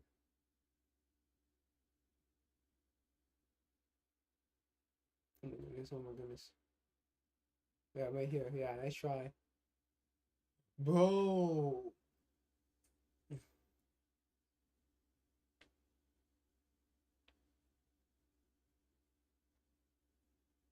Shit, I lost track of him. Hey, you can't do that. Nice try, bitch. Ah, ah, ah, ah, ah, ah. Let's do this shit. Yeah. Flat, let's go. No! Oh, yes. Look at that. The freaking mid-air shot, bro. Is that a glitch or some shit? Cause I'm like, I never seen anyone else do that.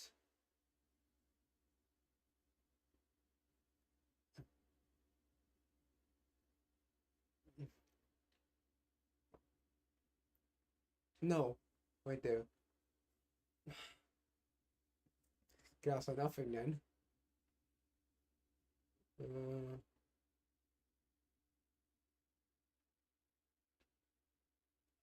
no. I try my best.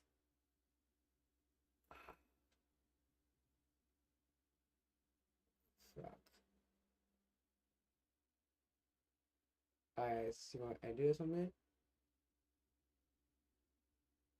Alright, man. Alright, peace.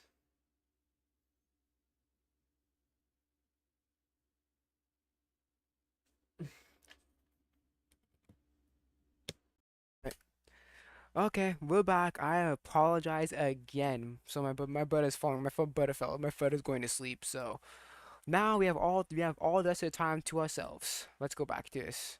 Let's do at least like 35 of them, and then we're gonna end it. Part two Even next time. principle. No, exactly, because it's that annoying thing of like, this is a character for you to relate to in this like field of really cool characters who you'd probably like to watch more, or it's the like sleazier like harem, Oh yeah. the like perks of being a wallflower type. Wouldn't it be great if a load of interesting people came into your life and redeemed Oh my you? god, I'm so glad you brought up Perks of Being a Wallflower. That movie is like one of my least favorite movies of all time. Yeah, no, it's just one of those things where it's like, what if a bunch of people came in and like did your emotional labor? Yeah. Oh my god. Yeah, exactly. It's like don't have milquetoast standard white boy protagonists. I think we can all agree that they're kind of played out and done. But I think that this rule loses a lot of its applicability by having the particular trope be so specific. Like they're not all anger issue boys. I've noticed that's a running trend Yeah. in a lot of these rules, that there's a weird kind of specificity to them. Anyway, are you ready for the next one? 25. Quarter of the way there. Justifying horny armor designs or horny clothing designs with sexual agency makes you a huge turd. Characters don't have sexual agency. You made them that way as a justification. See Rule 10. By and large, I mostly agree with this. I think you have to have a lot of context and a lot of like actual discussion of sexuality in your work to make your weird anime boob plate make any sense. And even then, boob plate, that's a bad example. I think what's an issue here for me is that this is kind of a Trojan horse rule, because I agree that like unnecessarily sex. No, okay. One thing. Okay, I kind of see what she's getting at here. She's basically saying, there should be no horny armor design. There should be no horny armor designs unless the armor designs make sense, and that is true in some sort of way. And characters don't have sexual agency. You just made them as first of all. The second part, I don't really agree with. I think characters can. Characters, not all. Okay, characters can have sexual agency. They don't have to have it, but they can have it. She should have said. She should have said this. Characters don't need sexual agency. Not don't have, because that's an all-encompassing thing that every single character doesn't have sexual agency. That's not true. She should have said characters don't need sexual agency, not have. But yeah, the first part I think it makes sense. I think it makes sense. Yeah, it's like, yeah. If you don't have a legitimate reason to why those characters have their armors like that, then yeah, that's just the fan service thing. Thing for a start, if everyone in your thing, regardless of gender, has sexy armor, fair enough. But like generally, if it's like the men have like practical armor and the women have sexy armor, yeah, that's you've done a bad there, bro. Yeah. But what I will disagree with is completely devoid from this armor thing. It can actually be incredibly important for characters to have sexual agency. Yes. That could Again, characters could have it. Characters don't need it, but they could have it. She's basically saying all companies, oh, characters don't have it. No, no, no. Characters can have it, but they don't need it to be a good character. be vital to narratives. Oh yeah, no, 100%. Like let's not get bogged down in the armor. That's an incredibly bad point that's been Trojan horsed into a decent point. No, you're so right, because I got confused by the whole costume thing. Like the disgusting weeb that I am, I was completely distracted by the idea of anime characters in skimpy clothing, and I completely missed the actual bad point that was being made here. Yeah, no, exactly. Like, listen to this. Characters don't have sexual agency, but like, listen to this. Characters don't have sexual agency. You made them that way, but like, by that same logic, you could say characters have no agency. Characters don't breathe either, but they, somehow manage to continue walking and going about their Oh, day. Yeah, characters don't have sexuality, but you made them that way. Boom. You can do that logic for basically everything. Hey, characters, you didn't have to make the character gay, but you still made him gay. Bam. Characters don't have sexuality, you just made them that way. Bam. Simple as that. Like you can do that. You can do that same logic to basically every character. That the second part is so bad. I was reading this to Lexi earlier, and who is the voice of Riley in Less is Morgue for the people at home. And she had the very funny response of, I'm sorry that I wasn't able to ask my characters their consent in bringing them into existence. Oh my god. That's classic. Also, you've clearly made the rounds on this. Oh, yeah. Oh boy. Anyway, we're with you on horny armor designs, not with you on sexual agency.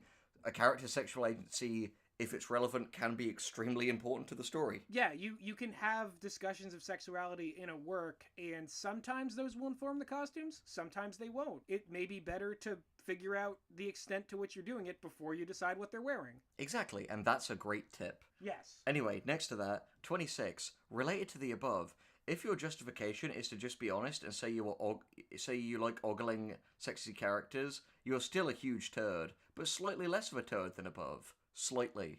Well, that's just sex shaming. That is really obnoxious because, have you heard of the game Nier Automata? Yes. Okay, so the Hold on a second, I'll be back.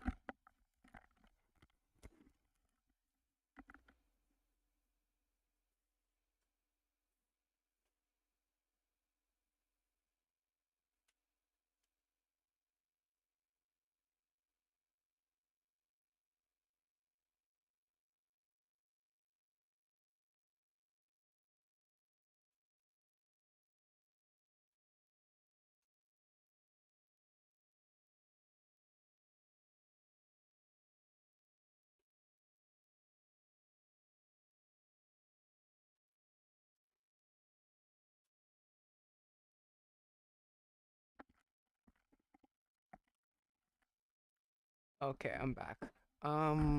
Yeah, it's very to the above. It's justification to me is to be honest and say you're ogling sex characters. You're still a huge suicide list above. Yeah, that's just kink shaming.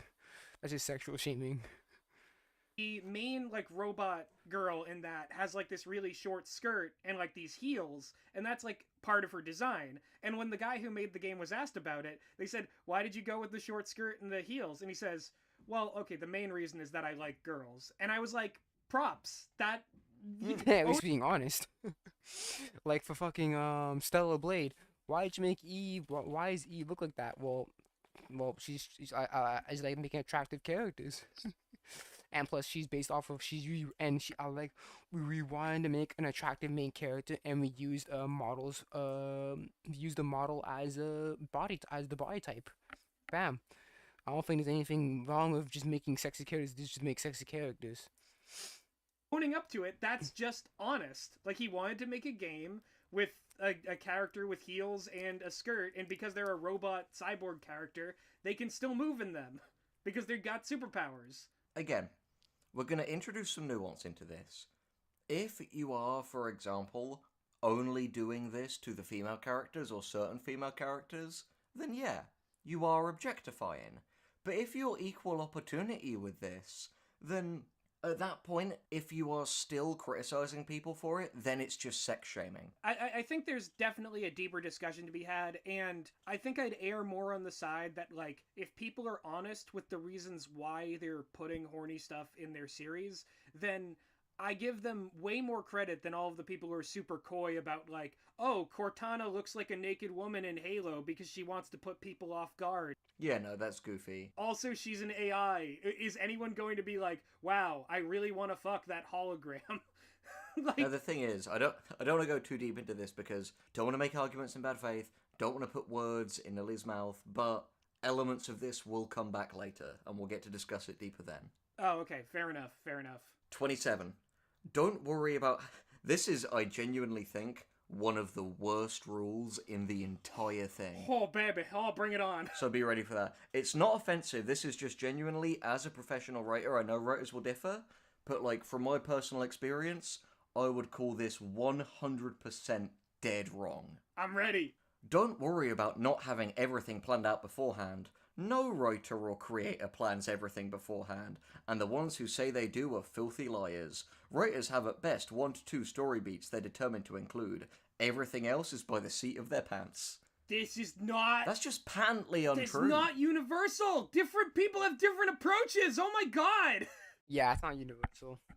Because she basically, this is, because many writers have their own styles of writing. Some of them love to plan everything out from small details like from freaking subplots to sub characters and all that stuff.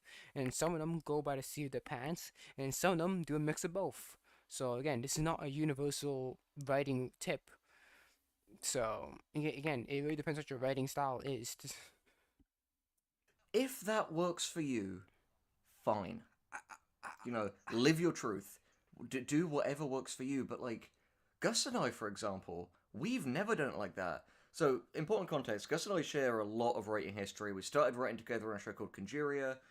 We've written, like, other content together. We wrote Less is More, obviously, but a vital thing is, we've written a full screenplay together as well. It's true, it's a good one. And a key part of that process was rigorously, scene by scene, planning it out. This criticism, this rule, only applies to 2 things. I can only see this applying to 2 things, and it's multi-season shows where they get like more seasons than they knew what to do with, or shonen manga where they have to write a new chapter every single week. Like, those are the only 2 situations in which it's kind of inevitable that you're going to have to fly by the seat of your pants. However, But even that's not even true, because Oda from One Piece, Oda the writer of One Piece still has things planned out too.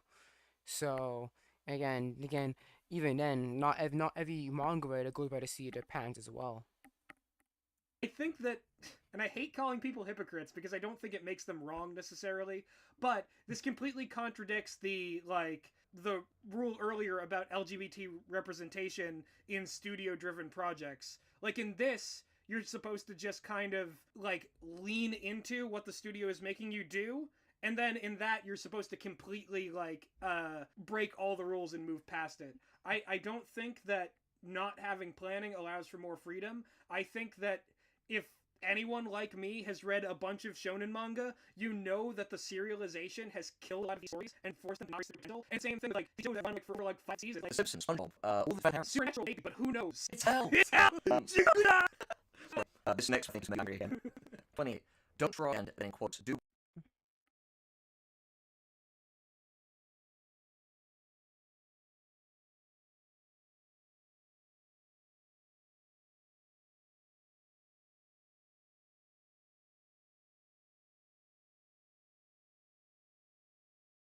what Avatar did, end quotes. You can't. Even the people who made Avatar can't make another show do what Avatar did.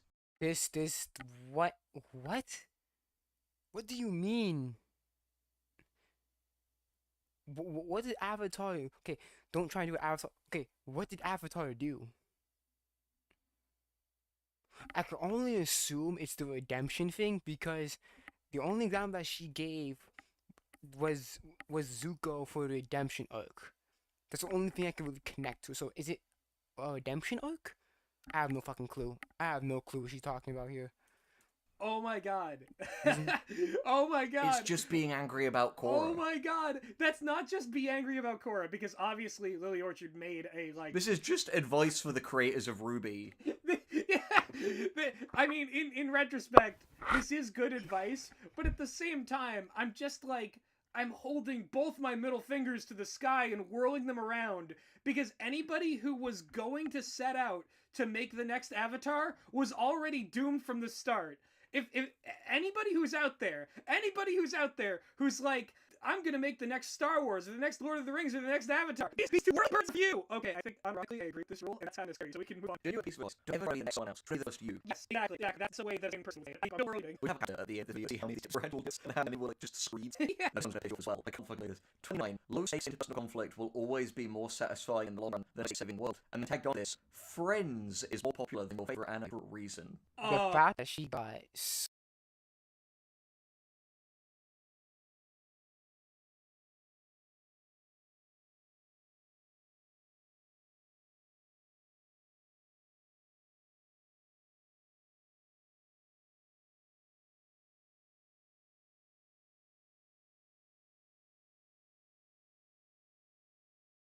so much repost shows you this shit heavy ratioed hard.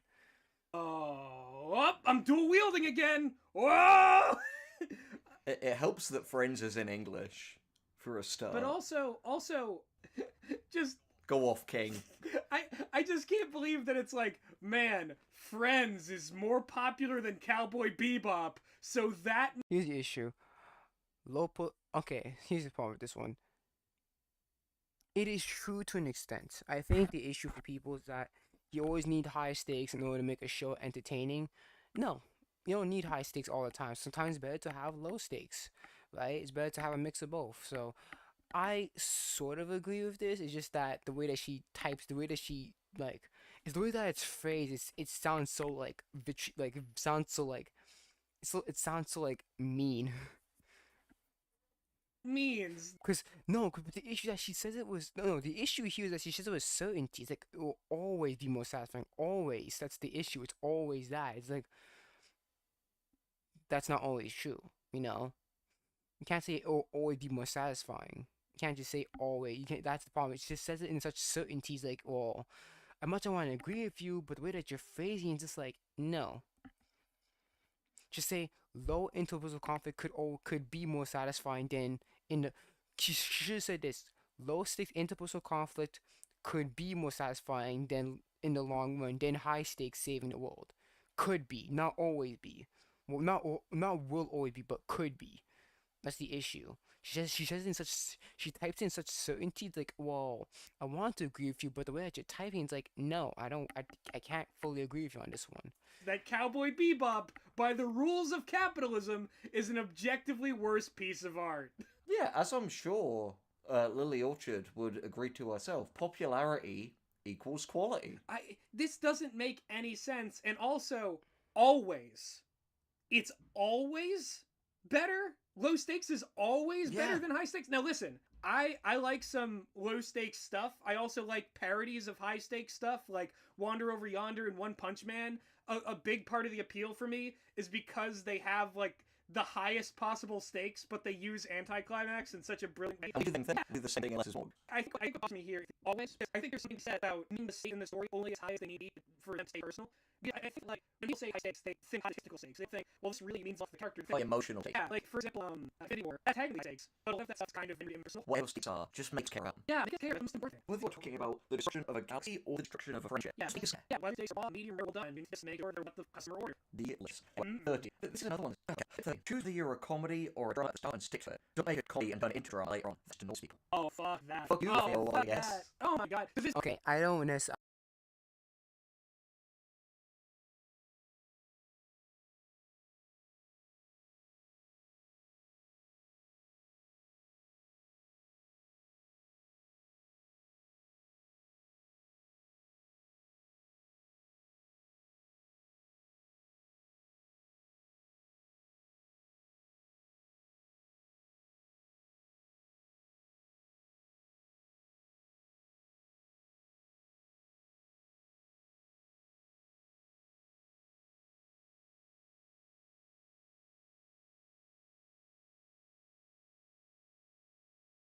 I don't agree with this either, because again, I think you have to ease your writers into it to make it as seamless as possible.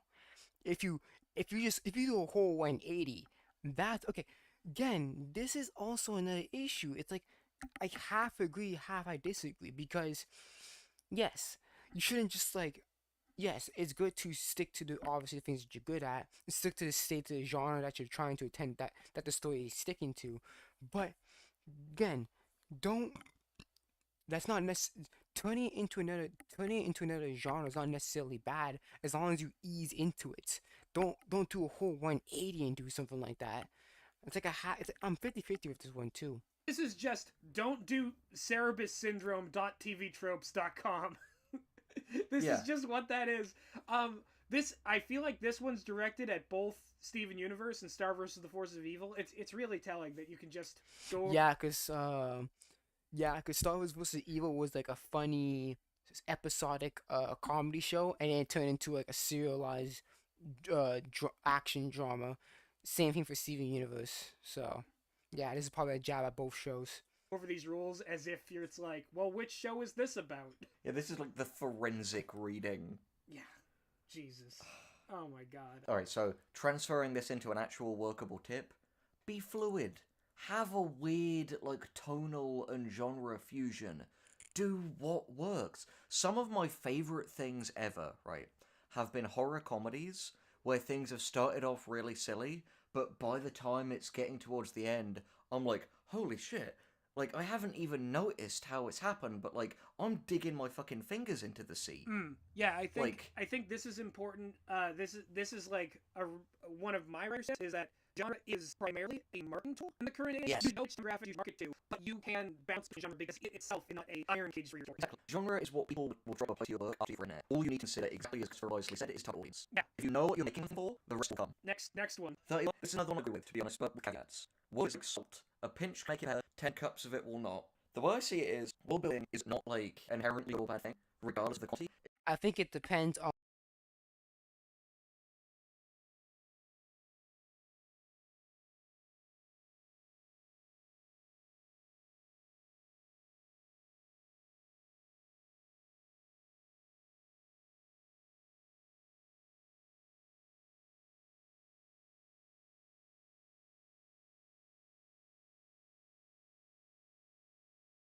what story you're trying to making.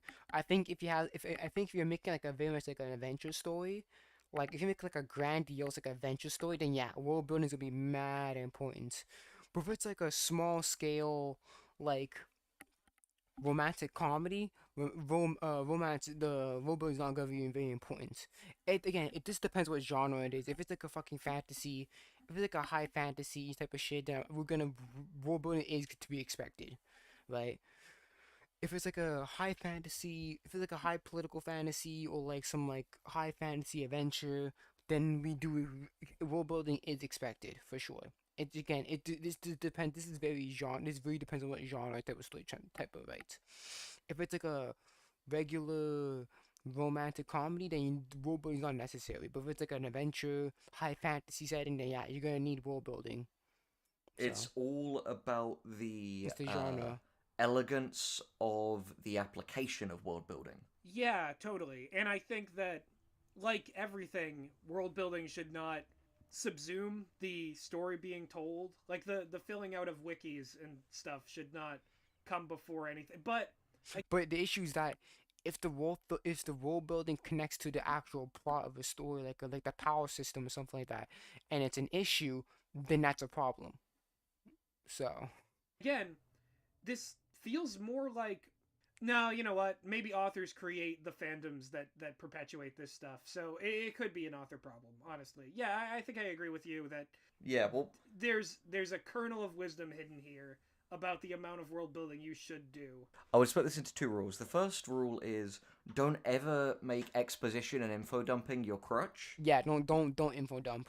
That's another issue. don't unnecessarily info dump like pages and pages and shit. I know one thing that J.R.R. Tolkien is known for doing is info dumping a lot, and it's not good. It's not one. That's like one of his writing styles that I'm not a fan of. He does a lot of like lore dumping and shit like that. because it's not compelling storytelling. And the second rule I'd split it into is don't let planning out your world be a form of making procrastination feel productive. In terms of like what I prefer, because I feel like this is not universal, I like it when stories only have as many rules and like stipulations as would be interesting for the characters to either break or follow.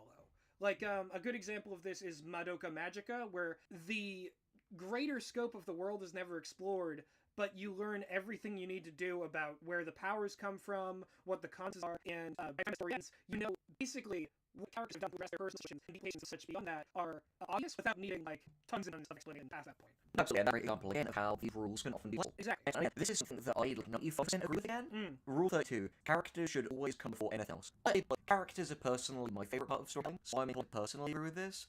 But at the same time, take for example the work of Junji Ito. Yeah, characters don't come first there. They exist in it, but it's primarily the set pieces and the build up to the actual Exactly. things in there. Exactly, the characters in things like Junji Ito. Yeah, this is a matter of taste and preference, I completely get that. But like the characters in that to act as kind of like insert your perspective here. Just so you could imagine, oh, if this awful scary weird thing happened to you. The characters are there to let you see what's going. And honestly happens a lot in horror. The fact is, again, I wouldn't say this says, oh, this rule is therefore wrong. It's that maybe you don't need it as a rule. I think that this rule immediately following the previous like world building rule just implies preference to me. It just implies like don't like put your setting before your characters, and I think that you can ask them more about like the city as a character, the characters. Like Sin City, for example, has characters in it, and they tell story. It's more about how they like lock together and create over together.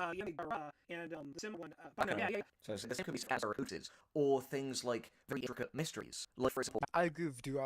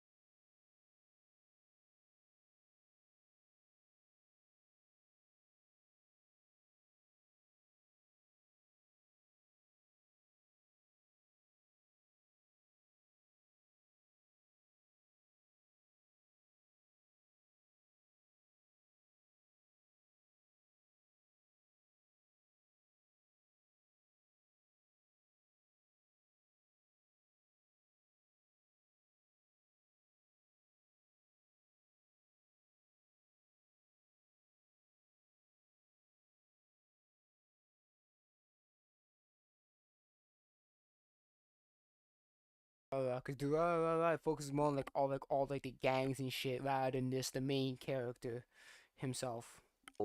the plot is definitely the main character of Knives Out. Yeah. Like I think that if you focused on the characters first and foremost, you'd be missing out on what they do. Because that's the other thing. Characters are what they do in the plot. Yeah, no, absolutely. But again, I feel like what's really important to say for context is that obviously, while she makes the mistake of not declaring this and instead just acts like they're writing tips, this is implicitly for multi-season studio children's cartoons. Yep. I can't believe I forgot. Rather than, for example, self-contained pieces of art like movies, where it can be about like an intricate which character's vehicle to like unbox for. Again, like though she doesn't declare her biases, resulting in us needing to do it. This is just all about children's cartoons because the risk of hits fucking soon. And the old Star Wars. Oh, beyond Star Wars. All right, next one. Next one. Again, this is actually another one that I agree with. So I believe it's a correct rule, but there's an amusing hypocrisy here.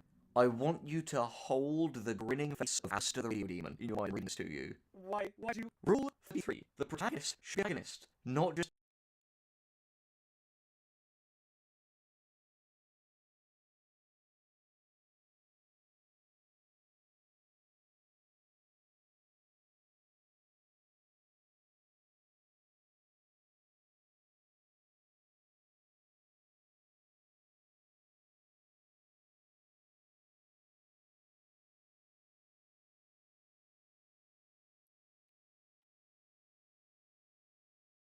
The main character should be a main character. Protagonist does not mean hero. Protagonist means the main character. The main character can be any part of any alignments because the protagonist doesn't. Because the antagonist is someone that opposes the protagonist.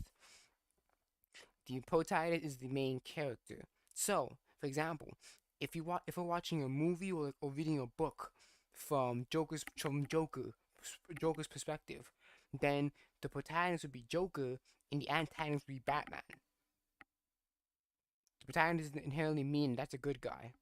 Just a vessel for the antagonist to hog the story. If you're going to make a villain protagonist, just open with that. No, don't do that, cause Death Note is legit one of the best shows I've ever seen. And Light does not start off as a villain protagonist. He transitions and he turns into one, yes, but he does not start off as one. Don't open with that.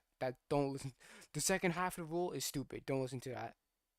Do not listen to that, because Death Note is such a good story, and Light Yagami does not start off as a villain he's not start off as a villain main character. He transitions, he turns into that, but he does not start off as one. So no, the second rule is stupid. Do not. Because Death Note is literally one of my favorite fucking shows of all time, and Light does not start off as a villain; he turns into one. Oh my god!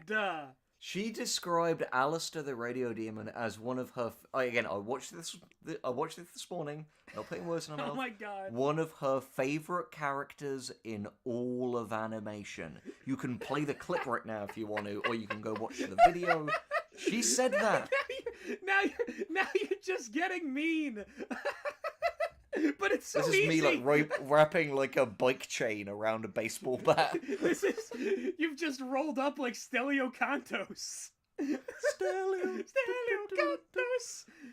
All right. But am I wrong? Am I wrong? No, I think it's no, just worth saying. You're not wrong, but also like again, the problem with a lot of these tips is how heavily jargonized they are by like TV tropes lingo. Cuz like the idea of villain protagonist versus like regular protagonist, these distinctions are not hard lines. It's people, frankly, like Lily Orchard, who try to convince you that these are hard lines. They're not. It's Writers would call that an anti-hero. yeah. Oh my god. Like That's the actual literary term for that, not villain protagonist. yeah. Okay. So there's a show that I really like.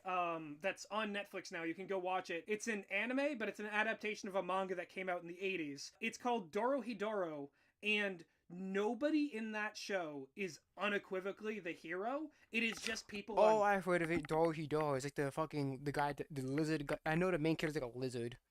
So yeah, I know. I recognize that anime. different sides of an action-based conflict. Morality goes out the window. If I were to describe it in D&D terms, everybody's chaotic neutral. They're all following their own path. And a show like that could only exist beyond the frameworks of protagonist, antagonist, villain, hero, redemption arc. Like all of this jargon that Lily Orchard believes is the rigid structure of storytelling, only because... Also, Game of Thrones. Game of Thrones has a lot of... Game of Thrones is not black and white. Every character has done something wrong. Every character done shit out of like personal reasons. So Game of Thrones is also that muddy gray area. It's not black and white. It's like all the characters are full of shades of gray. Because they've been trapped in this fandom bubble where that's all Like amateurs. the only pure good character you can say is probably Eddard, but that nigga's dead. So even the most goody two shoes characters die off, bro. Talk about amateurs who have done nothing. Yeah, I think you could say the exact same thing about a subgenre of movies very near and dear to my heart, though again, she's not talking about movies. Don't know which one she's even seen outside of Marvel and Star Wars, like all fucking YouTubers. Sorry. Oh my god, it's true. The British gangster movie, where it's just an ensemble cast of colourful weirdos. Everyone watching this, if you haven't watched Snatch, go fucking watch Snatch. And then watch Layer Cake, and then watch Lock, Stock, and Two Smoking Barrels, and you'll have a great fucking time, I guarantee. Yeah, now can you tell me, Henry, if the main characters in heavy dual-wielded quotes of Snatch are protagonists or villain protagonists. Again, they're all gangsters. Yeah, they all just have their own goals and like things to do throughout the story that bounce off of each other in an entertaining way. Like that's how those movies work. Yeah, the closest you have to a character, to a protagonist in that is Jason Statham's character, but that's just because he's the narrator. The fact is, when you watch that movie, he has no agency over that plot. He is an entirely reactive character. In some ways, you could probably say that Mickey, Brad Pitt's character, is the protagonist, because his actions move the story along. It's funny that you mentioned that, and I won't dwell on this. I brought up a little bit of shonen discourse earlier. Apparently, Bleach by Taikubo is heavily inspired by the way Snatch and other British gangster movies work.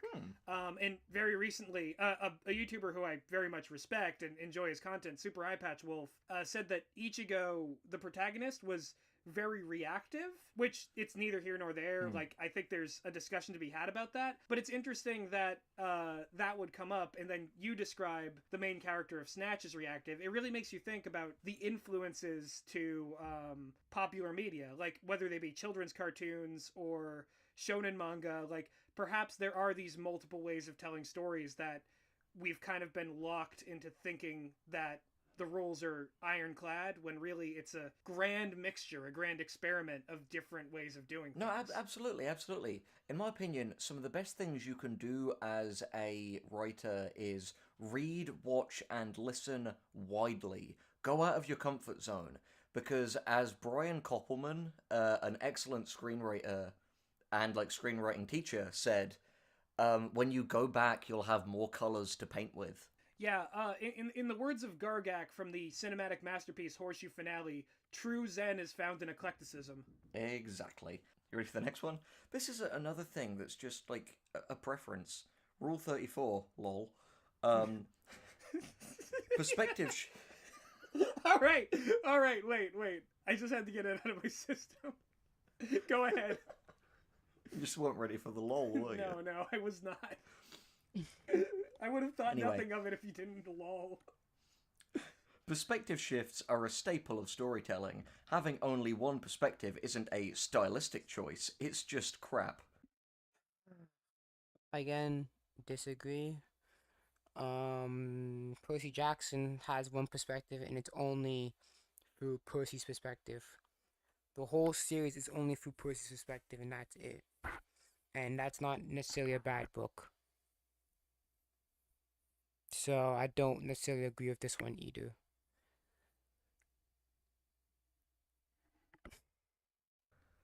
What does that even mean, Lily? Oh my god, that sucks, because it doesn't even matter what we're talking about. Saying X isn't a stylistic choice, it just sucks. Like, that to me, I think we could just move on to the next rule after this, because you apply that to anything, and that's the exact kind of nonsense that I've spent my entire career on YouTube railing against. The idea that someone's like, if you do something differently, it's not a choice that you're making as a writer or an artist, it's just against my personal rules, so therefore it's objectively bad. Yeah, no, absolutely. And as well, what the fuck does that mean? Too. I'm assuming she's saying that multiple perspectives are basically necessary in storytelling. If you're only having one character's perspective, is bad. That's the only way I can think about how this sentence can make sense. It's basically saying that having multiple character POVs are a staple. It means nothing. Yeah, there are only two contexts in which I can think of a perspective shift. Either the narrator or viewpoint character of a book changes, or when you suddenly start playing a different character in a video game, because by the nature of the visual medium, it hops around. Yeah, but you don't need it. You can have, I think any story should include multiple perspectives from multiple characters, from a philosophical standpoint. But oh yeah, no, absolutely. You don't need to have multiple point of view characters. That's just arbitrary. No, because the thing is, again, you can, if it works for your story. But you don't have to, again, from a horror perspective, because I'm a prolific horror writer, and I've been paid for that, so I can say that. Yeah. The fact is, sometimes in horror, this sense of like being trapped in a single embattled perspective, thinking what is going on. Oh yeah, yeah, okay, yeah. Again, it depends what story. If it's like a high fantasy grand adventure, then yeah, you're bound to need to have multiple perspectives. But if it's like a small scale horror movie, then yeah, I think having one perspective is fine. Not knowing, feeling small, feeling disempowered is incredibly scary and exciting. Like, for example, imagine if Hereditary, halfway through, switched to the perspective of, like, the cult members putting their plans into place. Then it would turn into a British gangster movie. No, it would turn into a heist movie. It's a heist movie where what we're trying to break into is a teenage boy's soul. Oh my god. So here's the plan. To be fair, people at home, that's a great writing prompt if you want to write, like, a cult heist movie where the thing they're trying to get into is allowing their dark god to possess, like, a high profile, like, victim. Oh boy, it's almost like the more we go over these rules, the more we realize that breaking the mold and trying to create exceptions and doing your own vision will, inevitably result in something more fascinating than just preventing people from being creative. Absolutely. Now, 35. If you're making a cartoon, hire writers. Don't have your storyboarders write the story. That's not what they're there for. Artists draw, writers write. Artists cannot take over for writers on a whim. Again, just Steven Universe. That's just Steven Universe. But counterpoint, Mad Max Fury Road exists mostly in its current form because the storyboarders were dead on point. Other counterpoint, artists can also be writers. Yep. Yeah, exactly. Mangaka. Most mangaka are both writers and artists, so that doesn't work. Exactly. This is just And also webcomic people too. Typically, sometimes webcomic people have both. Typically, the webcomic author is both the artist and the writer. So no, that doesn't work either. They're not two different breeds of people. This is just Steven Universe bitterness again. Yep. Oh my god. All right. Next. 36. Related to Rule 2. Will they, won't... Okay, well, I'm gonna end it right here. I'm gonna stop it right here because we're past the halfway mark. So, yeah, we'll end it right here, guys. And the stream is 2 o'clock, so I'm gonna end it right here, guys. Thank you guys so much for coming. Next stream will be a Ruby